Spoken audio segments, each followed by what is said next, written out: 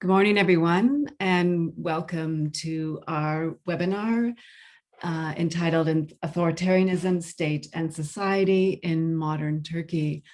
I'm Sarah Gualtieri. I am professor of American Studies, Middle East Studies, and History at the University of Southern California.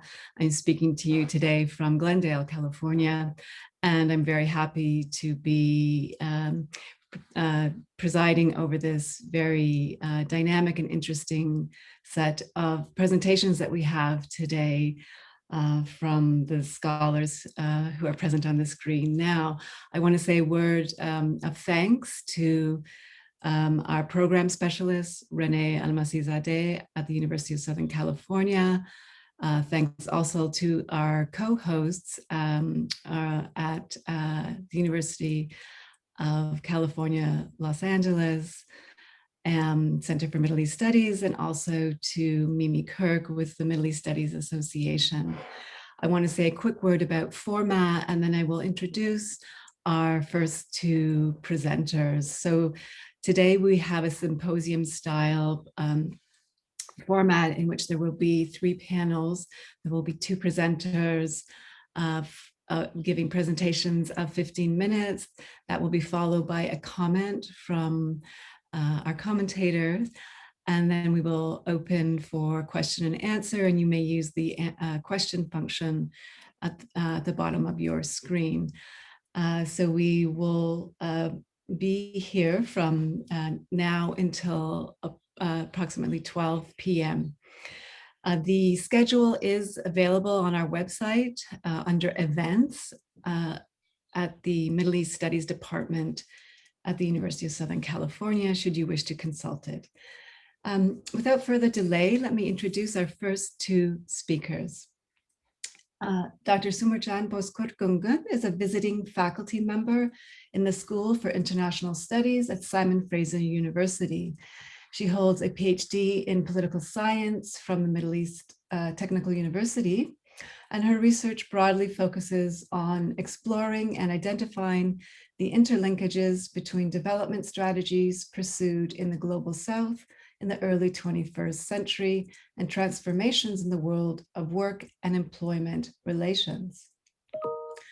In her PhD dissertation, she examined the transformation of labor markets and forms of state involvement in labor relations in Turkey and Argentina between 2001 and 2015. Her academic interests extend to social movement, political regime transformation, and the perennial questions of social policy and political economy. Dr. Bozkurt Gungun has articles published in academic journals such as South European Society and Politics and the Journal of International Relations and Development. I'll introduce also our second speaker. Dr. Nihat Çelik is a lecturer in the School of Public Affairs at San Diego State University. He received his PhD from Kader Has University in 2015 with a dissertation titled The Intentions and Capabilities of Turkey as a Regional Power, a Structural Realist Analysis, 2002-2014. He worked as a research assistant at the same university and held a visiting researcher position at Coventry University. His research areas include Turkish foreign policy, diplomatic history of the Ottoman Empire, foreign policy analysis, bureaucracy, and nonprofit organizations. His publications have appeared in peer-reviewed journals, including Turkish Studies and Geopolitics.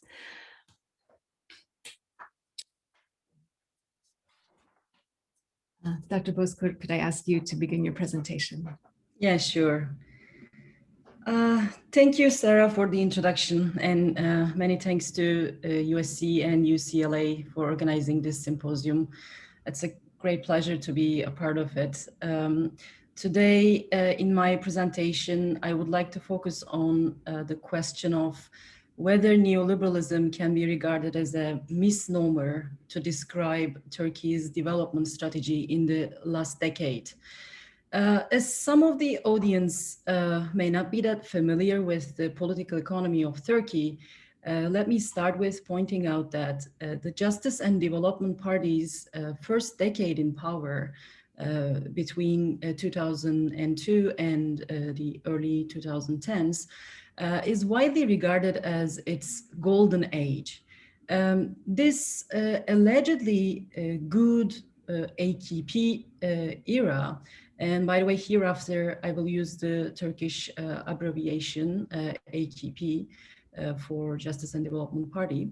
So this allegedly good AKP era was marked by a commitment to reconcile democracy, political Islam, rule-based policymaking, and a functioning market economy. An increasingly authoritarian political landscape followed this golden age as systematic violations of the rule of law, the separation of powers, and individual rights and freedoms became predominant in the 2010s. For various reasons, some of which I will briefly discuss in this presentation, several observers claim that neoliberalism has ceased to be an appropriate signifier for Turkey's development strategy in the late AKP period. Some prefer to call this post-neoliberal turn crony capitalism. Some others use the term neo-developmentalism. Common to these accounts is the contention that there has been a marked move away from neoliberalism in Turkey from the early 2010s. In this presentation, I aim to critically evaluate this argument, focusing on some important changes and continuities in Turkey's political economic trajectory in the last decade. So let me share a couple of slides with you.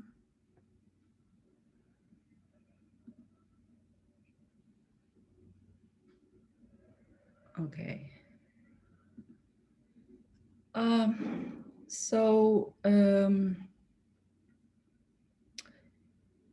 Can you see my slides, by the way?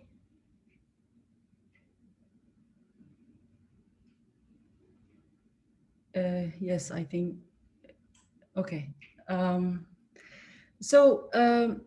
Neoliberalism's resilience and the question of whether it ran its course became a topic of intense debate around the globe in the aftermath of the 2008 global financial crisis. Some were quick to call it over. Others emphasized upon the fact that neoliberalism has somehow been still alive. And so they attempted to puzzle out the reasons behind the strange non-death of neoliberalism, or the emergence of varieties of zombie neoliberalism after the crisis.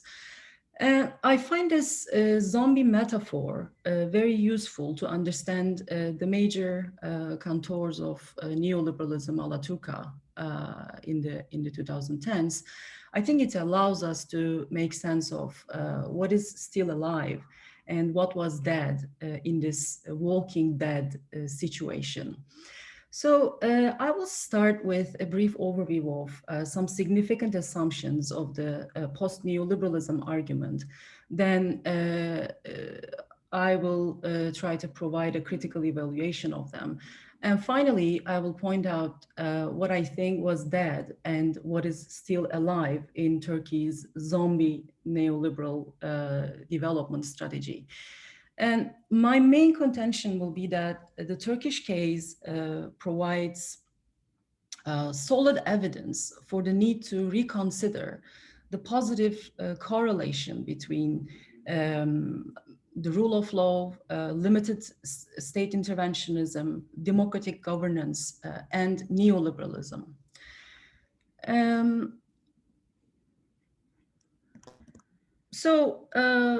For mainly three reasons, Turkey's development strategy in the 2000s is regarded as a move away from neoliberalism. The first evidence presented as a sign of a post-neoliberal turn is the rise of cronism and corruption in Turkey in the 2010s. Indeed, business groups having close ties with the ruling bloc have gained greater privileged access to public resources throughout the last decade in Turkey. Lucrative government contracts have been handed out to those conglomerates based on political connections and cronism. A new generation of conglomerates capitalizing on those close ties with the government has come to dominate economic activity in various sectors such as construction, energy, media, mining, and telecommunications. So these business groups have become prime contractors in most of the large-scale urban redevelopment and construction projects, such as the highly contested third bridge built across the Bosphorus in 2016, and the new Istanbul airport, which is projected to be the world's largest international airport once completed in the late 2020s. Alongside transferring huge public resources to loyal businesses, the AKP governments have also punished some business groups that were not loyal enough through mechanisms such as punitive tax inspections. The rising cronism, loss of transparency, and competitiveness in public procurement processes, and the punishment of some business groups on political grounds are seen as manifestations of the demise of neoliberalism in Turkey. And the second argument, complementing the emphasis on cronism, is the withdrawal of the autonomy assigned to regulatory institutions such as the central bank during the early AKP era. So these agencies' loss of operational autonomy, together with the concentration of the political power in the hands of the executive and the erosion of the separation of powers, the argument goes, has expanded the scope of state interventionism to a level that the term neoliberalism cannot capture. And finally, some argue that the mega projects initiated during the 2010s, the increased use of public-private partnerships in infrastructure development, the expansion in the role of public banks, and rising public expenditure can all be seen as indicators of a new developmentalist orientation in Turkey. So the claim is that although some neoliberal elements carried over into the new developmentalist phase, the latter differed from the neoliberal model, mainly due to the increasing state involvement in the operation of the markets, the decline of the rule of law, excess power concentration in the hands of the ruling party, and the rise of cronism. So for all these reasons, the argument is that Turkey's development strategy in the 2000s moved away from neoliberalism to new developmentalism. So these inferences, I think, suffer from some significant drawbacks. Regarding the new developmentalism thesis, I think it is possible to claim that it runs the risk of conflating developmentalism with active state involvement in the economy. So those who use the term new developmentalism to identify the late AKP era tend to disregard the fact that both old and new developmentalisms, despite significant differences between them, have been characterized by collective disciplining, not only of labor, but also capital, and in the name of national economic development. So it is hardly convincing, I think, to claim that mega projects and other forms of state activism in the late AKP period have included such a commitment to discipline capital collectively. Uh, so what I'm suggesting is that the arbitrary punishment of some individual business groups has not amounted to the collective disciplining implied by the term developmentalism or the developmental state. And another shortcoming of the post-neoliberal third argument, I think, is that its proponents tend to conceive the neoliberal strategy as necessarily committed to letting free markets rule and achieving this through a rule-based as opposed to a discretionary form of economic management. Yet, as well documented in the literature, this strategy's wide policy repertoire includes elements which are not in conformity with the so-called laws of the market, such as patent laws, shielding lead firms from competition, incentives and subsidies provided to selected corporations in various forms, government bailout packages to rescue banks and the like. So in fact, I think the neoliberal strategy is more about bolstering capital accumulation processes by insulating and liberating the owners of wealth and capital from collective social constraints rather than being committed to unrestricted market competition. And the goal of mobilizing the state capacity in the service of capital accumulation has led to both rule-based and discretionary forms of policymaking in countries, including Turkey, where the neoliberal strategy has been pursued. And in fact, the rule-based technocratic form of policymaking that marked the early AKP era was quite ephemeral when the almost 4 decades long trajectory of neoliberalism in Turkey is considered. That is to say, cronyism, discretionary economic management, and forms of state interventionism that do not conform to the premise of letting free markets rule have been predominant in several episodes of the neoliberal policymaking processes in Turkey. So I think, and this is my last, my final slide, I think this trajectory requires us to conceive neoliberalism as a development strategy that seeks to promote wealth creation, mainly through shielding capital accumulation processes from collective constraints and freeing the owners of wealth and capital from undertaking the social and ecological costs linked to these processes. And these costs, of course, include unemployment, poverty, homelessness, and environmental degradation. So both the early AKP and the late AKP governments have targeted collective constraints like demands for the protection and expansion of labor rights or claims of indigenous claims of land and control over their livelihoods. So these constraints put actual or potential limits on profits by increasing costs of doing business.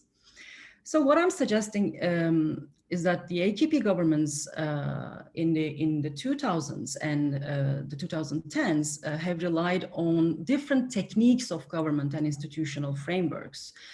A rule-based technocratic neoliberalism marked the early AKP era, and a discretionary, coercive version of neoliberalism has been predominant in the last decade. Despite important differences between these two varieties, I think both relied on the same logic of insulating capital accumulation and wealth creation processes from democratic accountability. So this persistent logic still dominates Turkey's development strategy, although its technocratic modality was abandoned in the 2010s. So this is, I think, the living component of Turkey's zombie neoliberalism, this logic. It has manifested itself in constant attempts seeking to curb workers' collective strength and bargaining power, and the like. So I can, expand on these manifestations.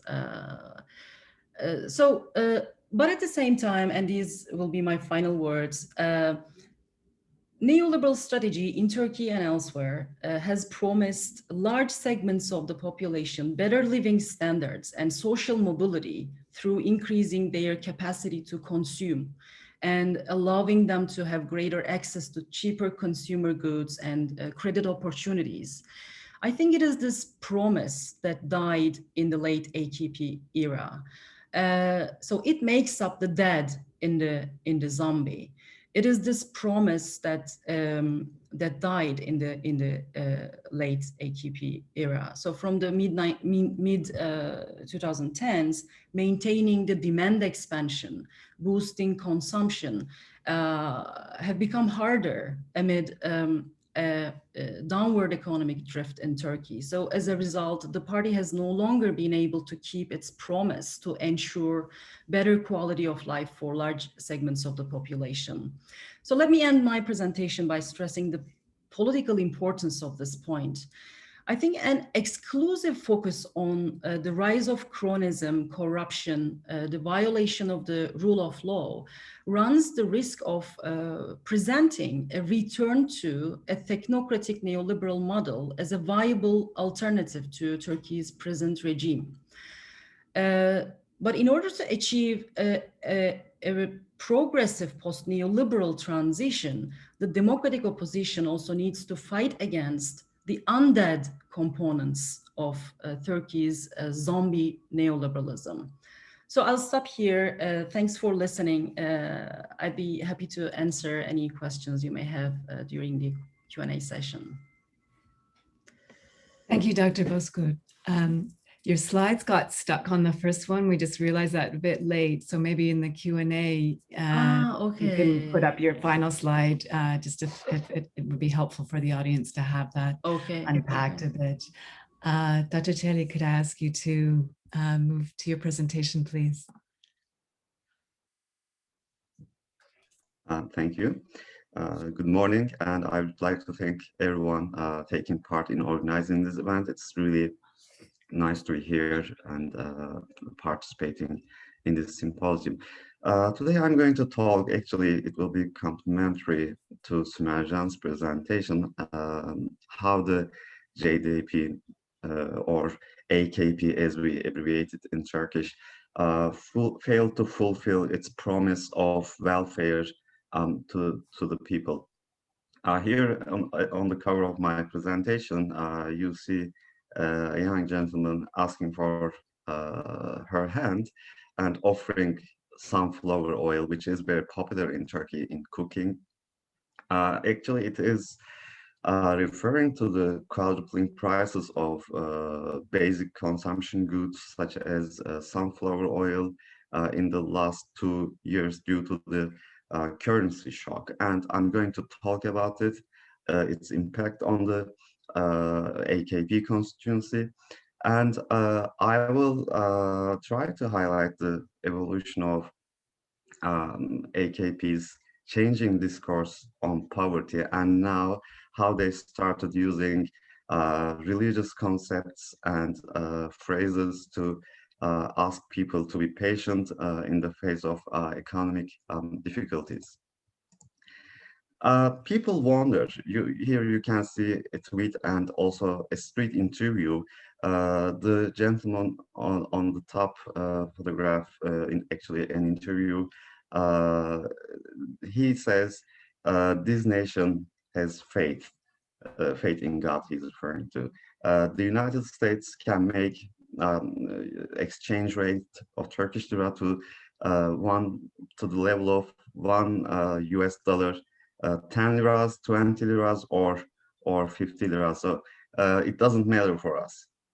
And the person who tweeted, a pro-government Twitter user, arguing the same thing. This is an economic attack, and as we survive many of them, we will survive this one.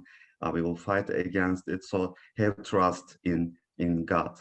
Actually, observers of Turkish politics, both in Turkey and abroad, they wonder how the AKP still manages to command loyalty of people.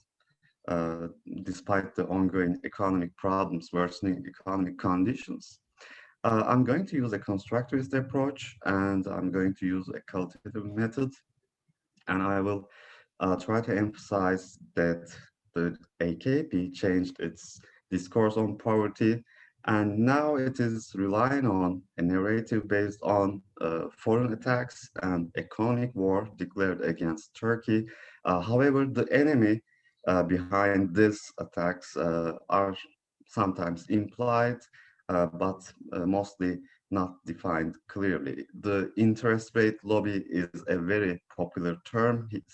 Erdogan has used this term during the Gezi protests in 2013, and some of them still refer to the same enemy. And I'm going to focus on the activities of the Presidency of Religious Affairs, known as the Diyanet İşleri Başkanlığı in Turkey. He's a close ally of Turkey, and this institution, which was established in 1924, now has become an ideological tool of AKP's rule, and the new Turkey, in quotation marks, they try to establish. So I will focus on Friday prayers, sermons that are centrally penned by the Diyanet, and read aloud in about 90,000 mosques in Turkey every Friday. And the common message in these Friday sermons, or known as hutbah in Arabic or hutbeh in Turkish, that Turkey is fighting a war, and as a person, as a believer, it is your duty to sacrifice your self-interests and participate in this war. You should not complain, you should not question, and it's a war of survival. As Erdogan many times used this term, beka savaşı, a war of existence. So you must not complain, even if you suffer from economic difficulties.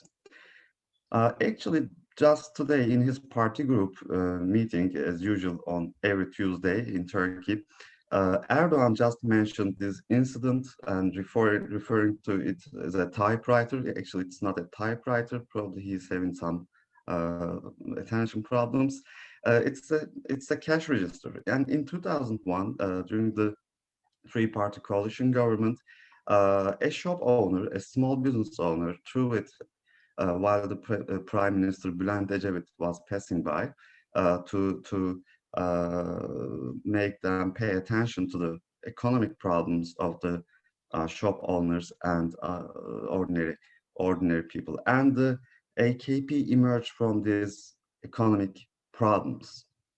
And when it was established in 2001, they said, we took off our Islamist T-shirt because it was an offspring of the Islamist party of Necmettin Erbakan, the Welfare Party, and it promised a neoliberal economy, democracy. They argued that we are conservative Democrats, not Islamists anymore. We have no problems with secularism, and its motto was fight against poverty, corruption, and prohibition. So the three Y's formula. And the three-party coalition, each of the parties failed to meet the national election threshold of 10%. The voters punished these political parties.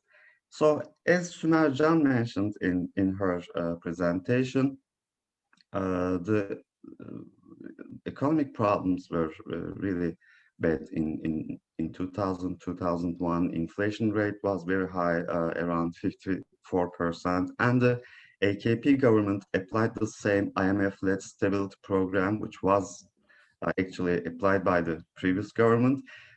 They had to take the bitter pill, and they paid the political price for the reform movements, and that's why actually that's how Turkish banking system survived the 2009 crisis, because of the reforms made in 2000, 2001 that strengthened the banking sector in Turkey.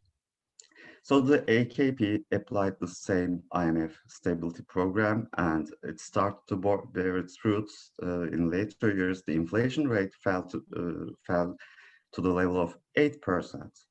And this economic success contributed a great deal to popularity of the AKP. Many mainstream voters who did not share anything in common with the Islamist background of AKP, they voted for the AKP because it promised stability.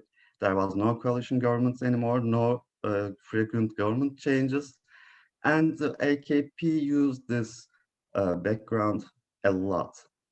For example, during the Second World War, Turkey had to ration basic food supplies such as bread. And on the left, you can see in the old Turkey, as Erdogan refers to it, in the 1940s, you had to have a food ration book to get your bread. And he even used these ration books in some of his public meetings. So the opposition, he argues, is trying to take the country to 1940s. He's referring to the main opposition party, People's Republican Party. So if we are not in power anymore, you will return to the 1940s, to the era of poverty and misery. That was his message.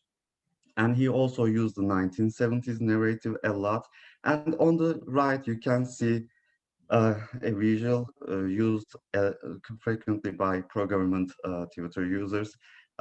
People waiting for LPG tanks in the 1970s, for medicine in True Pet Party's rule, and waiting at a queue to withdraw their pensions, and showing people how the past governments were terrible. And the last part says it's a queue for iPhone 6, and it is the AKP era. So the AKP used the economic problems of the past governments uh, to emphasize its importance to the voter. And with this optimistic developments in economy, in 2011, the party declared the 2023 goals. It included some goals, ambitious goals, such as making the GDP per capita $25,000 a year, increasing the annual exports volume to $500 billion, and decreasing unemployment to the level of 5%. However, starting from 2012, 2013 on, Turkey started to witness a decline in economy. For example, here you can see the exchange rate of US dollar, and now it is around 8.1 Turkish lira. And this is very much associated with increasing authoritarianism. And because of this currency shock, everything imported and used in the production processes, they witnessed a price increase as well. And unemployment also increased to the level of 12%, 13% approximately. Starting from 2012 on, unemployment started to be a problem again. So Turkey failed to create long-term jobs because it failed in applying structural reforms in the economy.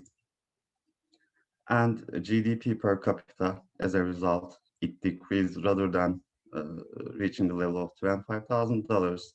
Currently, it fell even more than it was in 2012, in 2013, and for 2020, it was around $700. Of course, the currency shock is very much reflected in the inflation rate and food prices. So this uh, has negative results for people, for the ordinary households in Turkey, because food prices kept increasing, and the official inflation rates are manipulated. So no one actually believes them, and it is also valid for the people.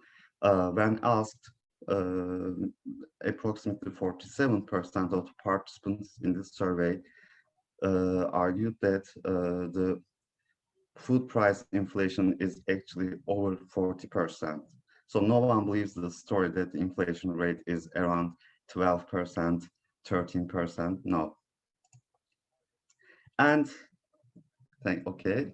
Um, I lived in Turkey until 2019, and I have never witnessed alarm devices on things like bars of chocolate or cheese or sunflower oil. But with the increasing shoplifting cases, supermarkets have to introduce them, and more people are now living below the poverty line. And this is also leading to some political losses for the AKP. But still, it enjoys a huge public support. And that's what people wonder how they manage doing it. So the discourse is based on foreign attacks on Turkish economy, war of existence, or second war of independence. This is uh, almost every day. These narratives are used in the social media and traditional media, and Turkey is going through a resurrection.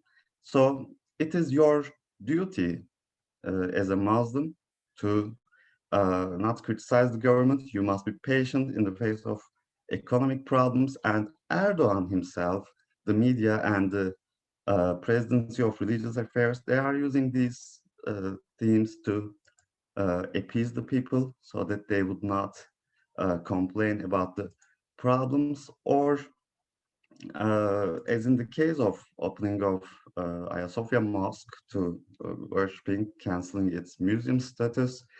uh, it is argued that, as it was a dream of all Islamist groups in Turkey, if we are facing economic problems, it's because of these decisions. So as a pious Muslim, you must pay the price.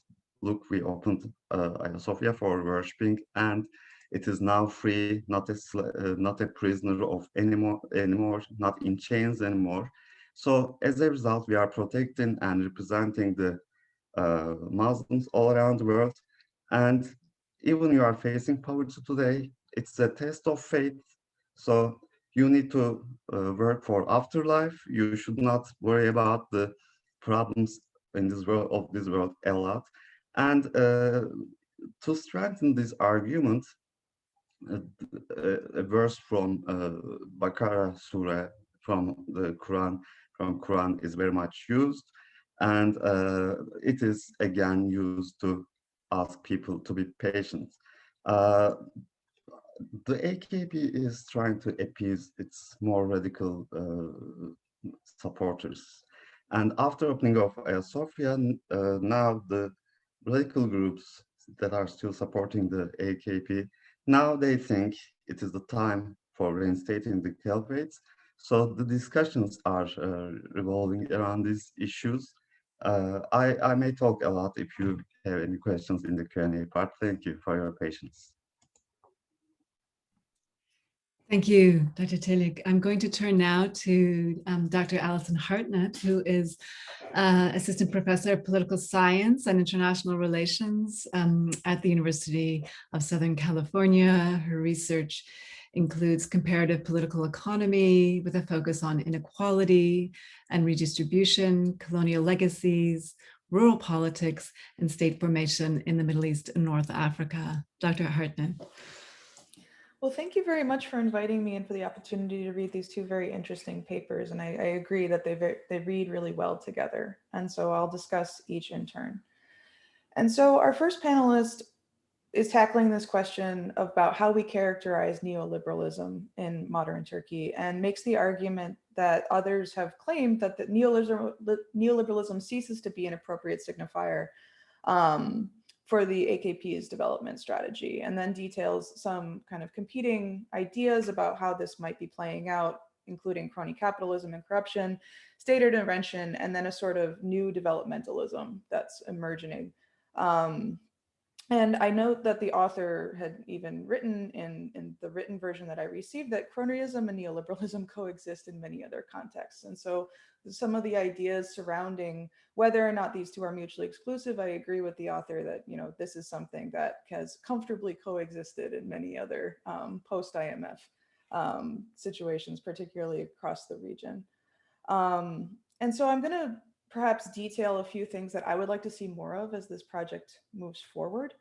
And so one of the things that I didn't quite get a sense of is what the drivers in the change in this characterization, or perhaps the change in the strategy, because I think that there's two things at play. One thing is that the description of how the AKP handles development policy has changed, but also that I got the sense that there's changing strategies. And so I would love to see a bit more about kind of the periodization and the different forms those strategies took over time during the AKP's tenure. And what do you attribute this to? What are some of the drivers that you think are really kind of prompting some of the changes that you're exploring? In addition, it's not clear to me precisely what alternative you're proposing to the multiple terms that you explored in your presentation and in your paper. So we had, you know, zombie neoliberalism, we had new developmentalism, we had neoliberalism. And so I'm just wondering what new concept or perhaps unifying concept could be put forward to perhaps reconcile some of these competing descriptions. One thing I always tend to ask myself whenever I look at a situation like this is who are the winners and losers? And so what's at stake in how we're describing neoliberalism, and particularly with the policies that are being enacted. And so I think one thing that might be helpful to the reader is presenting some case studies or presenting some outline of the different actors involved, so that we can get a tangible grasp to understand and kind of walk with you to see these changes as they're happening.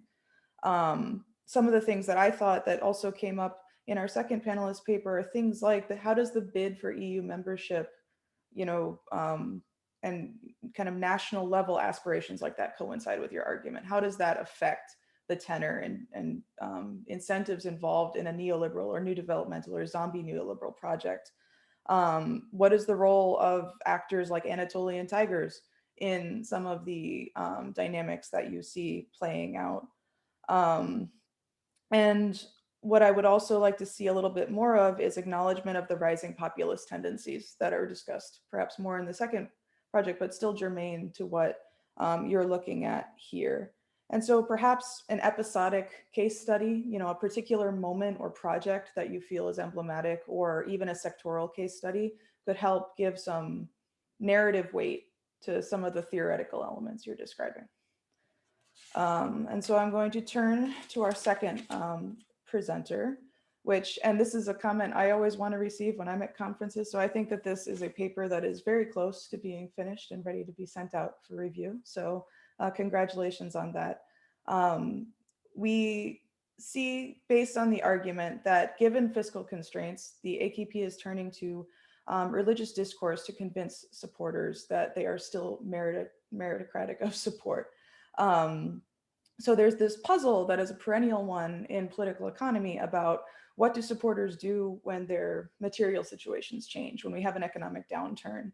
And so the answer to be found in how the party is managing this change of fortune is that there's a new tendency to rely on the active use of identity politics disseminated both in the mosque and through media to prime supporters to shore up kind of in the face of crisis, to weather them through this storm.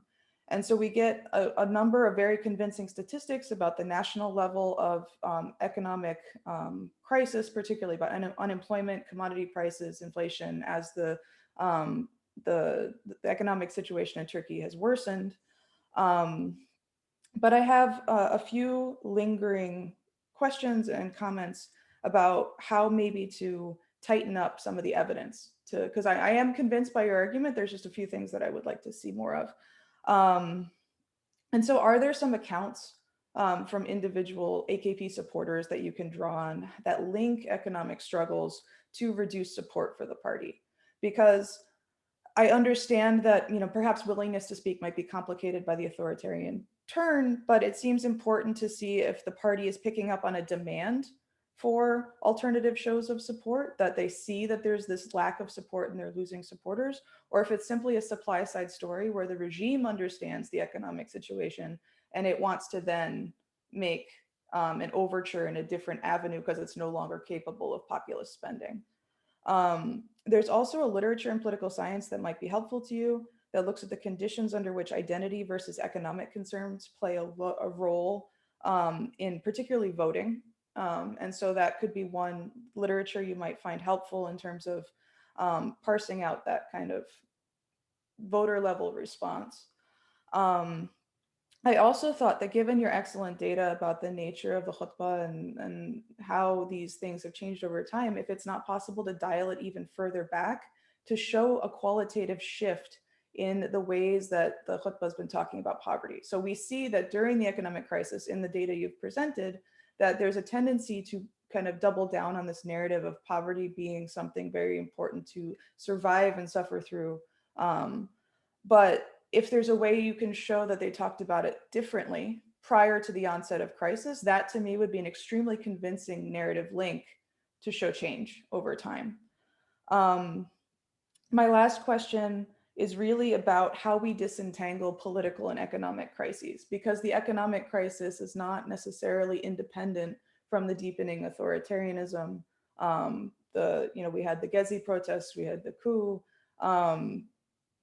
So one of my kind of outstanding questions is, how does this parallel rise of autocratic tendencies in Turkish politics complicate your account, particularly because we see authoritarian rhetorics in similar frames in European contexts and also in Southwest Asia and North Africa.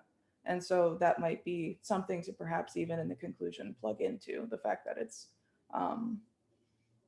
a universal, not a universal, but it's a common phenomenon, a common tactic when facing political and economic crises. So thank you very much for the opportunity. Thank you, Dr. Hartnett. I'm going to give the two panelists, maybe in the order in which you spoke about them, Alison, a couple of minutes to just respond. I am trying to also pay attention to the questions coming in from the audience and be aware of the time frame. And we have about 10 minutes until our first short break. Samarjan, do you have anything that you'd like to add to the discussion? And then thank you, Alison, for your comments and contributions. I think this question of periodization is very important, and this is actually a topic of intense debate in Turkey.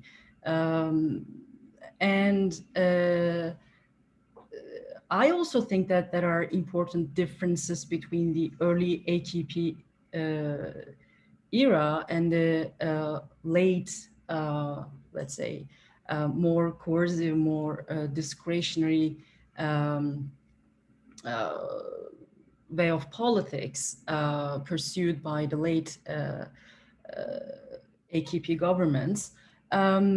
But what I intended to emphasize was that we also need to see the continuities between these two different periods. And I think the main continuity has to do with the commitment to shield capital accumulation processes from social collective constraints. And this is why I prefer to call the late AKP era as zombie neoliberalism, because as Gramsci famously put, this is a sort of interregnum, and it let's say, includes elements from both the dead and the living. So that's why I, prefer to see it as a form of authoritarian neoliberalism rather than neo-developmentalism. I think in order to call it neo-developmentalism, we need to see a commitment to discipline capital groups in a manner as to achieve some social or national economic objectives. And I think this hasn't been the case in Turkey. Yeah, I think these were my 2 cents. Yeah. Thank you. Thank you very much. Yeah. I would like to thank Alison for her nice comments. Actually, as this paper is still a draft, I will benefit very much from her suggestions. I did not want to include too many things in my PowerPoint presentation, but the popular support is actually decreasing as it was witnessed in the local elections 2 years ago. And the AKP lost cities like Ankara and Istanbul. Istanbul is like New York in the US. It's the economic capital of Turkey and most populous city in Turkey. And it has been ruled by the AKP or similar parties for about 25 years. Now they lost it. And with the coronavirus pandemic, the government failing to support the small businesses and individuals, for example, there are no stimulus checks as in the US. Even in Konya, it's a central Anatolian city. Some comments mentioned the Anatolian tigers. Shop owners organized protests and they burned their chairs and tables. And in that city, the AKP received about 80% of votes in election. It's a stronghold. It was a stronghold of Necmettin Erbakan as well in the past, an Islamist stronghold in Turkey. And now they say, we are not going to vote for them anymore because we are suffering. We lost all we had. So this is changing it. And that's why they had to actually employ this Islamist discourse in order to consolidate their voters. And there are many groups within the AKP. One of the questions it's mentioned that is it monolithic? Certainly not. There are various religious radical Islamist groups. It is a bit like a confederation of Islamist groups, but it is still, its main supporting group is the low-income urban populations and rural populations. And now with the for the purpose of consolidating its Islamist supporters, it is now becoming more and more radical. Many things are discussed. If you speak Turkish, you can see it on Twitter. The comments, some of them are very concerning. For example, some of the admirals who a few days ago published a declaration pointing out to the importance of secularism in the country and also the Convention of Montreux regarding the Turkish Straits. 10 of them had been detained by the police. And when you read the comments on social media, I saw many AKP supporters using the term El Tawut, the society or individuals who are in revolt against God. So actually, this is what the Islamic State defined Turkey and Turkish society. And as they are in revolt against God, because Turkish Republic is a secular republic, and it is, in their view, an antithesis of Islam. And they are using this term for some of the retired admirals. Actually, I have criticized Huntington's Clash of Civilization thesis a lot in the past. But actually, when you watch the street interviews and you now are able to see the increasing tendencies of radicalism in Turkish society, some some of which are approaching the Islamic State mentality, you really see the conflict and you understand the level of polarization in Turkey, because one group, on the one hand, represented by the opposition, supporting the existence of a secular regime, and now some radical groups even forcing the AKP to become more radical. And supporters of Erdogan, some key leaders say it is early, just be silent. For example, I didn't share you the tweet from the chief imam who is appointed to Hagia Sophia. He had been commenting on everything in the past few weeks, from the interest rates to the banking system. On the right side, you can see his Mehmet Boynukalın. He has been commenting on everything, and people started to increase their voices. We are living in a secular republic. It's not none of your duties to talk about interest rates. There's head of governor of central bank, and then they politely asked him to shut up. So these days he is silent because it is actually harming the AKP. The more mainstream voters voting for the party in the past, who voted for it in the past, are now shying away from it, because the concern is that we will end up like Iran. So there is also tensions within the AKP. There are different groups and you have to satisfy them. And for example, about the withdrawal from the Istanbul Convention on Violence Against Women, it's a European Council convention. In the middle, you can see the last, a Twitter user, a paid troll, leader of the troll army of the AKP on social media, the last laik bender, so an enemy of the secular groups in Turkey. He said, we withdrew from the Istanbul Convention, and now they are going to get the revenge by attacking our economy. May God help our state and let our country continue existing. So this is the discourse. They are trying to mobilize the uneducated urban and low-income groups in urban and rural areas, unfortunately. So that's why they will become more and more radical in the coming months, in my opinion. Thank you.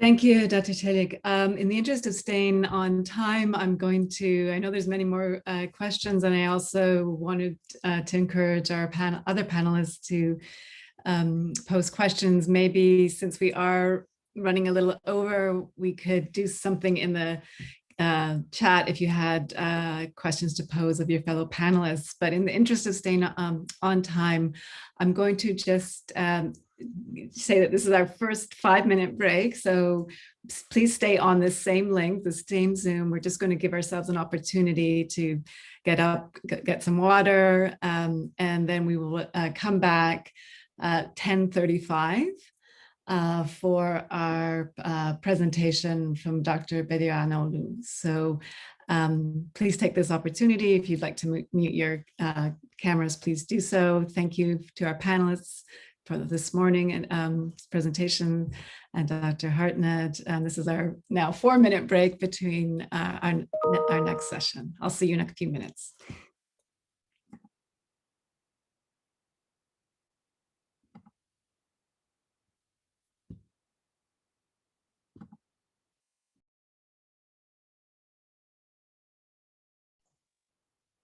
Again, for anyone just joining us now, we're on a brief 5-minute break.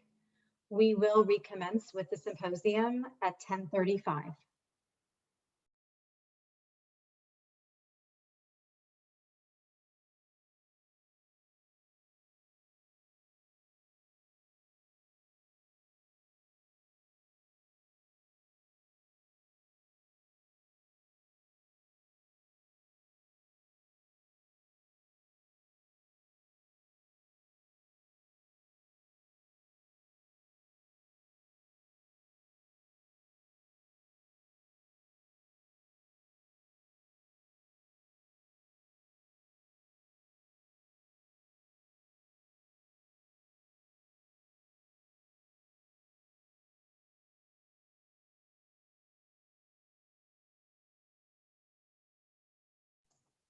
Welcome. If you're just joining us now, we're on a brief 5-minute break, and our symposium will recommence at 10:35.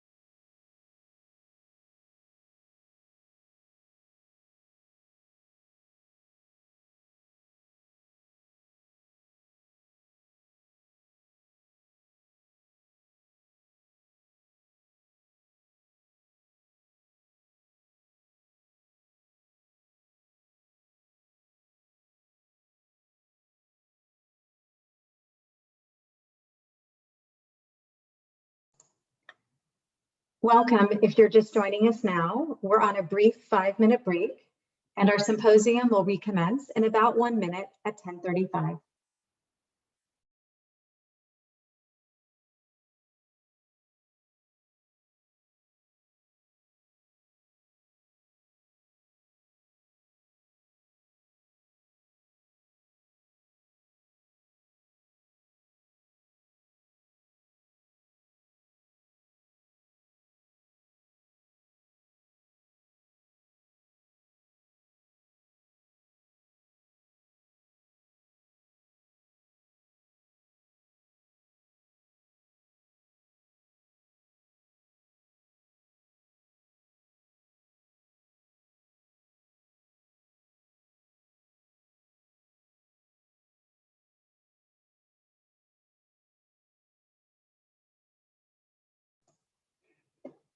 Welcome. If you're joining us now, we are on a brief break, and our symposium will recommence in just a few moments.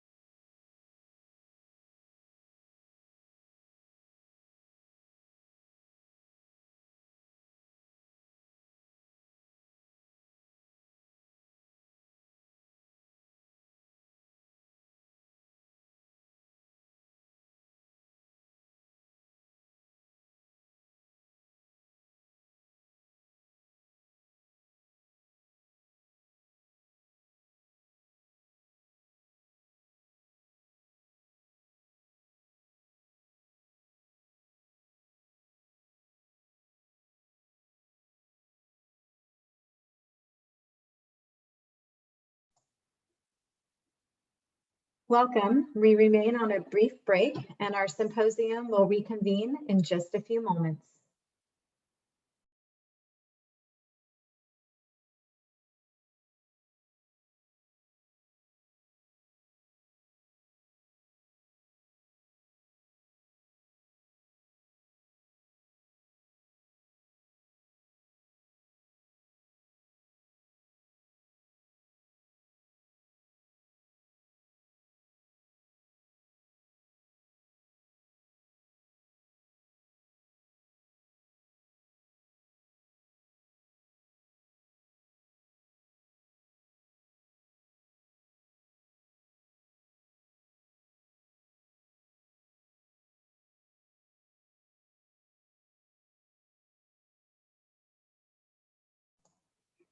Welcome back. We'll be getting started in just a moment after our first break.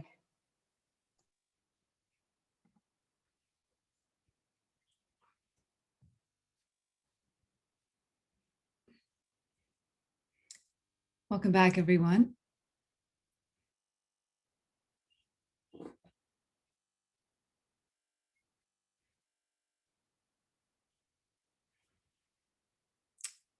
Hello, just as a reminder, I'm Professor Sarah Gualtieri from USC. I'm the chair of the Middle East Studies Department. We are now moving on to our second panel, in which we have one speaker, and then we will move immediately after to our last panel. I'm going to introduce Now, Dr. Nazan Bedir Hanolu, who is a postdoctoral fellow at Wellesley College, where she teaches courses on the Middle East, development, and political economy.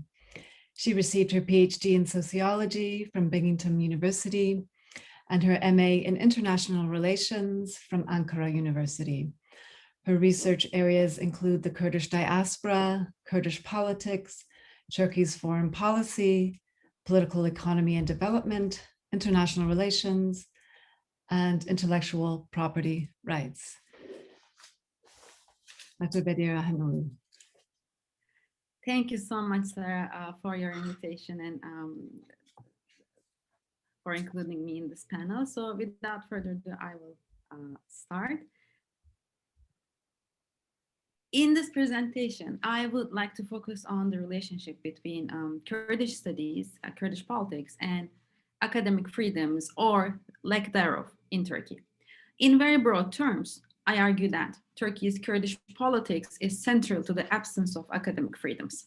Although this interconnection marks the history of higher education in Turkey, a substantial deterioration took place over the last 2 decades under the rule of political Islamists. A free fall of academic freedoms, and an unprecedented crackdown on Kurdish politics. To substantiate this argument, first, I will debunk the myth that justice and development parties, I use the abbreviation JDP, first years in power, created a relatively liberal environment in which the field of academic freedoms expanded. In the related literature on authoritarianism and public discussions in Turkey, this pre-authoritarian phase of JDP is credited for a brief period of academic freedom that entailed research on Kurds and in Kurdish, and creation of academic departments focusing on Kurdish studies. Instead, I will underline the development of Kurdish studies outside of the academia. Second, I will focus on the case of Academics for Peace, as it is central to the issue of academic freedom. Blacklisting and dismissal of scholars who endorsed this petition has been instrumental in tightening the grip on higher education institutions. The peace petition has been used as a leverage to silence the rest of the vocal academic community en masse. However, this trend of intimidating scholars predates the peace petition. I will tackle the examples of Faculty of Political Science and Faculty of Communications at Ankara University to illustrate the point that even before the peace petition, there were pockets of protection and sites of struggle in the terrain of higher education in Turkey under the rule of JDP. And I will conclude by stressing that academic freedom cannot be exercised partially. In an academic setting where some scholars cannot conduct research on certain topics or communicate their academic work, others who do not focus on these quote-unquote sensitive topics, or those who are even in a completely different field, are not free in their academic endeavors as well. So regarding my first point, let me share my screen. Okay, I think I was successful. So regarding my first point, my first slide, intramural academic knowledge production in Turkey has always been distant to the study of Kurds and Kurdistan, in line with Turkish state's Kurdish policy and due to lack of universities' institutional and financial autonomy. Research on Kurds has been systematically excluded from academic works conducted at higher education institutions in Turkey through persecution, censorship, and institutional control mechanisms. The case of Dr. Ismail Beşikçi, who spent a total of over 17 years in prison between 1970 and 1999 over his research and publications on the Kurdish society, is the most important single example. Against the odds, starting with the early 2000s until the mid-2010s, Kurdish studies lived its heyday under the auspices of higher education institutions in Turkey. It came to an abrupt end in 2016 and 2017 with the persecution and blacklisting of scholars who signed the peace petition. This brief atmosphere of tolerance is usually credited to an overall liberal period of Justice and Development Party, during which the European Union accession process reforms were carried out and peace negotiations were held with the Kurdish movement. I would like to argue that this short-lived surge of interest towards Kurdish studies in Turkey's universities did not emanate from a relative amelioration of academic freedoms in Turkey and cannot be credited to JDP's Kurdish or higher education policies. This trend started before JDP came to power. However, the recent steep decline is due to the increasing pressures on academia and the fear atmosphere created by massive purges of scholars. Quite the contrary, the ephemeral but lively knowledge production with regard to Kurds in Turkey's universities is a spillover effect of extramural development of Kurdish studies as a field in Turkey's and among Kurdish diaspora, and the growing interest to conduct research on Kurds in universities abroad. My explanation for this phenomenon is simple. Because over the last 2 decades, academic freedoms in Turkey did not progress at all. So I forgot to mention this. This is the graph of dissertations related to Kurds or Kurdistan. They had the names of Kurds, the words Kurds and Kurdistan in titles or abstracts. And we see that there is a decline. There is a surge starting in 2001, which means that these studies started much before. And this is the universities which carried the most of studies that are related to Kurdish studies. So regarding my point about lack of academic freedom during JDP's term, the 2010s was the worst decade for academic freedom since the beginning of the multi-party period in 1950s. The current situation is alarming, as it was in the aftermath of the military coup in 1980. If we look closer to this trend since the 1980s, Justice and Development Party inherited a relatively democratic environment for the academy. However, the JDP failed to expand the scope of academic freedoms even during its first decade in government, which is commonly believed to be the democratic period of the 2-decade-long term in power. The pressure on the academy has been a long and systemic process since the late 2000s. And Turkey is one of the worst countries in terms of academic freedom, even compared to the rest of the world. The deterioration of academic freedoms under the JDP rule began in late 2000s, and the growing democratic deficit preceded the major anti-government political initiatives, such as the Gezi Park protests in 2013. The decline in academic freedoms after the failed coup attempt in 2016 is just another phase of this decade-long process. So according to the Academic Freedom Index published in 2021, Turkey's score in 2020 is 0.064 on a scale between 0 and 1. And Turkey is the 6th from the bottom of the list of 175 countries. Already scoring almost the worst, Turkey's score even deteriorated by at least 0.15 points in the last 5 years.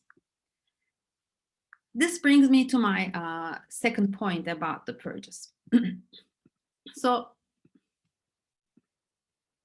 the most recent purge in massive numbers was made possible by the state of emergency and suspension of rule of law following the failed coup d'etat in July 2016. And peace petition, hence the Kurdish issue, was also used as a leverage.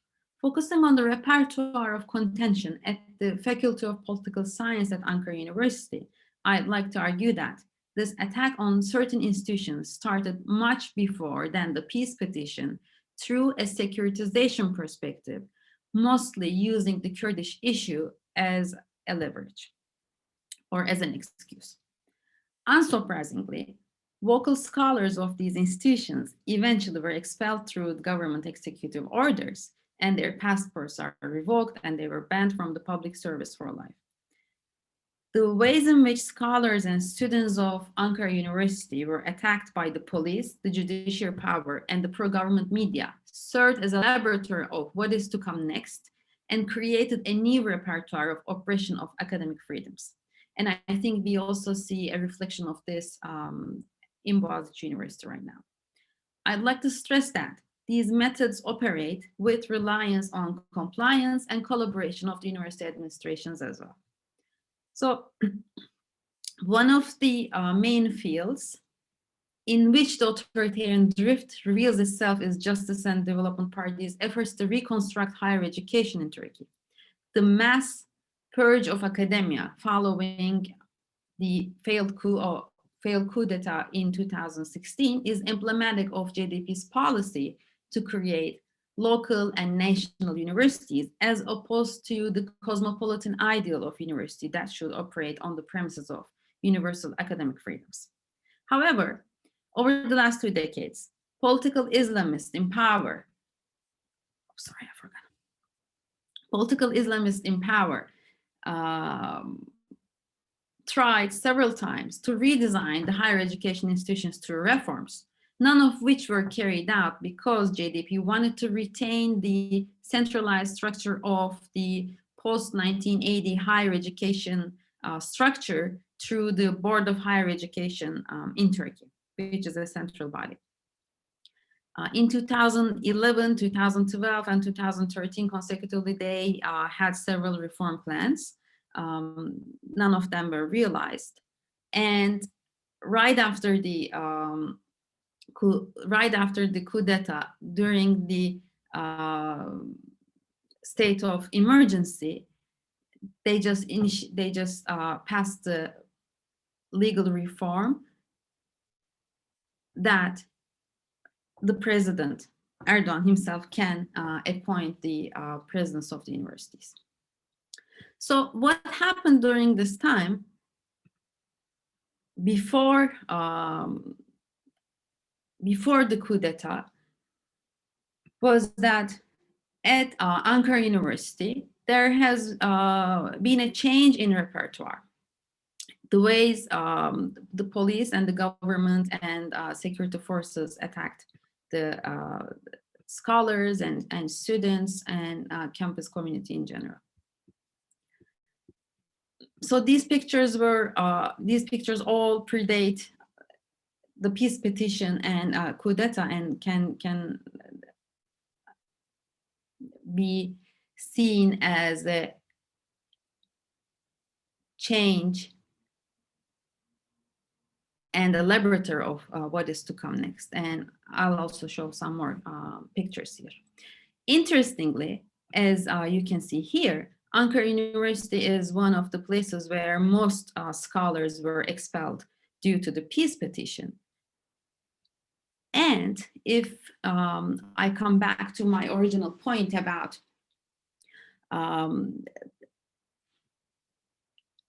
a heyday of Kurdish studies under the Turkish universities, within the confines of universities in Turkey, Ankara University stands out as an outlier. If you look at the number of scholars who were purged, well, by the way, these are the number of scholars who were union members, and the numbers of theses related to the Kurdish question, Kurds or Kurdistan, produced in this university, you see the Ankara University scores very high here. So in overall terms, what JDP did in terms of redesigning the higher education in Turkey was a crowding out strategy. Instead of firing all the vocal voices, what they did was they expanded the scholarly body immensely throughout their rule. If we compare it to the rise of population in Turkey, you see that they did spend a lot of resources on higher education. However, when it comes to the issue of keeping academic freedoms or expanding academic freedoms, they fared the worst in comparison to the longer history of lack of academic freedoms in Turkey, as is evident in this slide here. So I would like to wrap. Let me stop. I would like to wrap my presentation here, and I'll appreciate your comments and questions. Thank you so much. Thank you very much, Nazan, for that very interesting presentation, compelling, and I really appreciated your use of the graphics, which I think paired so nicely with your overall argument. I'm just going to take a couple of minutes to lay out the pieces of your presentation that I found particularly compelling from a theoretical point of view. And then I had just one question as a historian and as someone who is interested in diasporic politics. I'm very interested in one component of your argument that had to do with the rise in Kurdish studies, and this very interesting term you used, the spillover effect of the rise of Turkish studies. So I'll try to get there as my last question, but I wanted just to applaud you on some of the conceptual work that you did in your presentation, particularly around the use of categories of the laboratory. So I was wondering if maybe in the time that you have to elaborate a little bit, whether you could tell us more about what that laboratory of securitization looks like. I saw that as a sort of key conceptual frame for you, this idea of the repertoire and of the laboratory, and that those two frames are very important for your other argument related to periodization, that there wasn't, you began with this compelling argument that this brief atmosphere of tolerance wasn't really operative, and that you, in fact, in your research are able to pull back from that and see that these processes of securitization that maybe erupt in particular ways with the peace petition were already, in fact, in play in this laboratory, if I understood your argument correctly. So I just wondered if maybe you could elaborate on that, the concept of the laboratory and the repertoire, and then to maybe offer a few comments that extend what I found to be this very interesting argument around the rise in Kurdish studies and the diasporic element there. So I have just put a lot on the table here. You're free to take any piece of what I've mentioned in the interest of time. So those were my comments to you.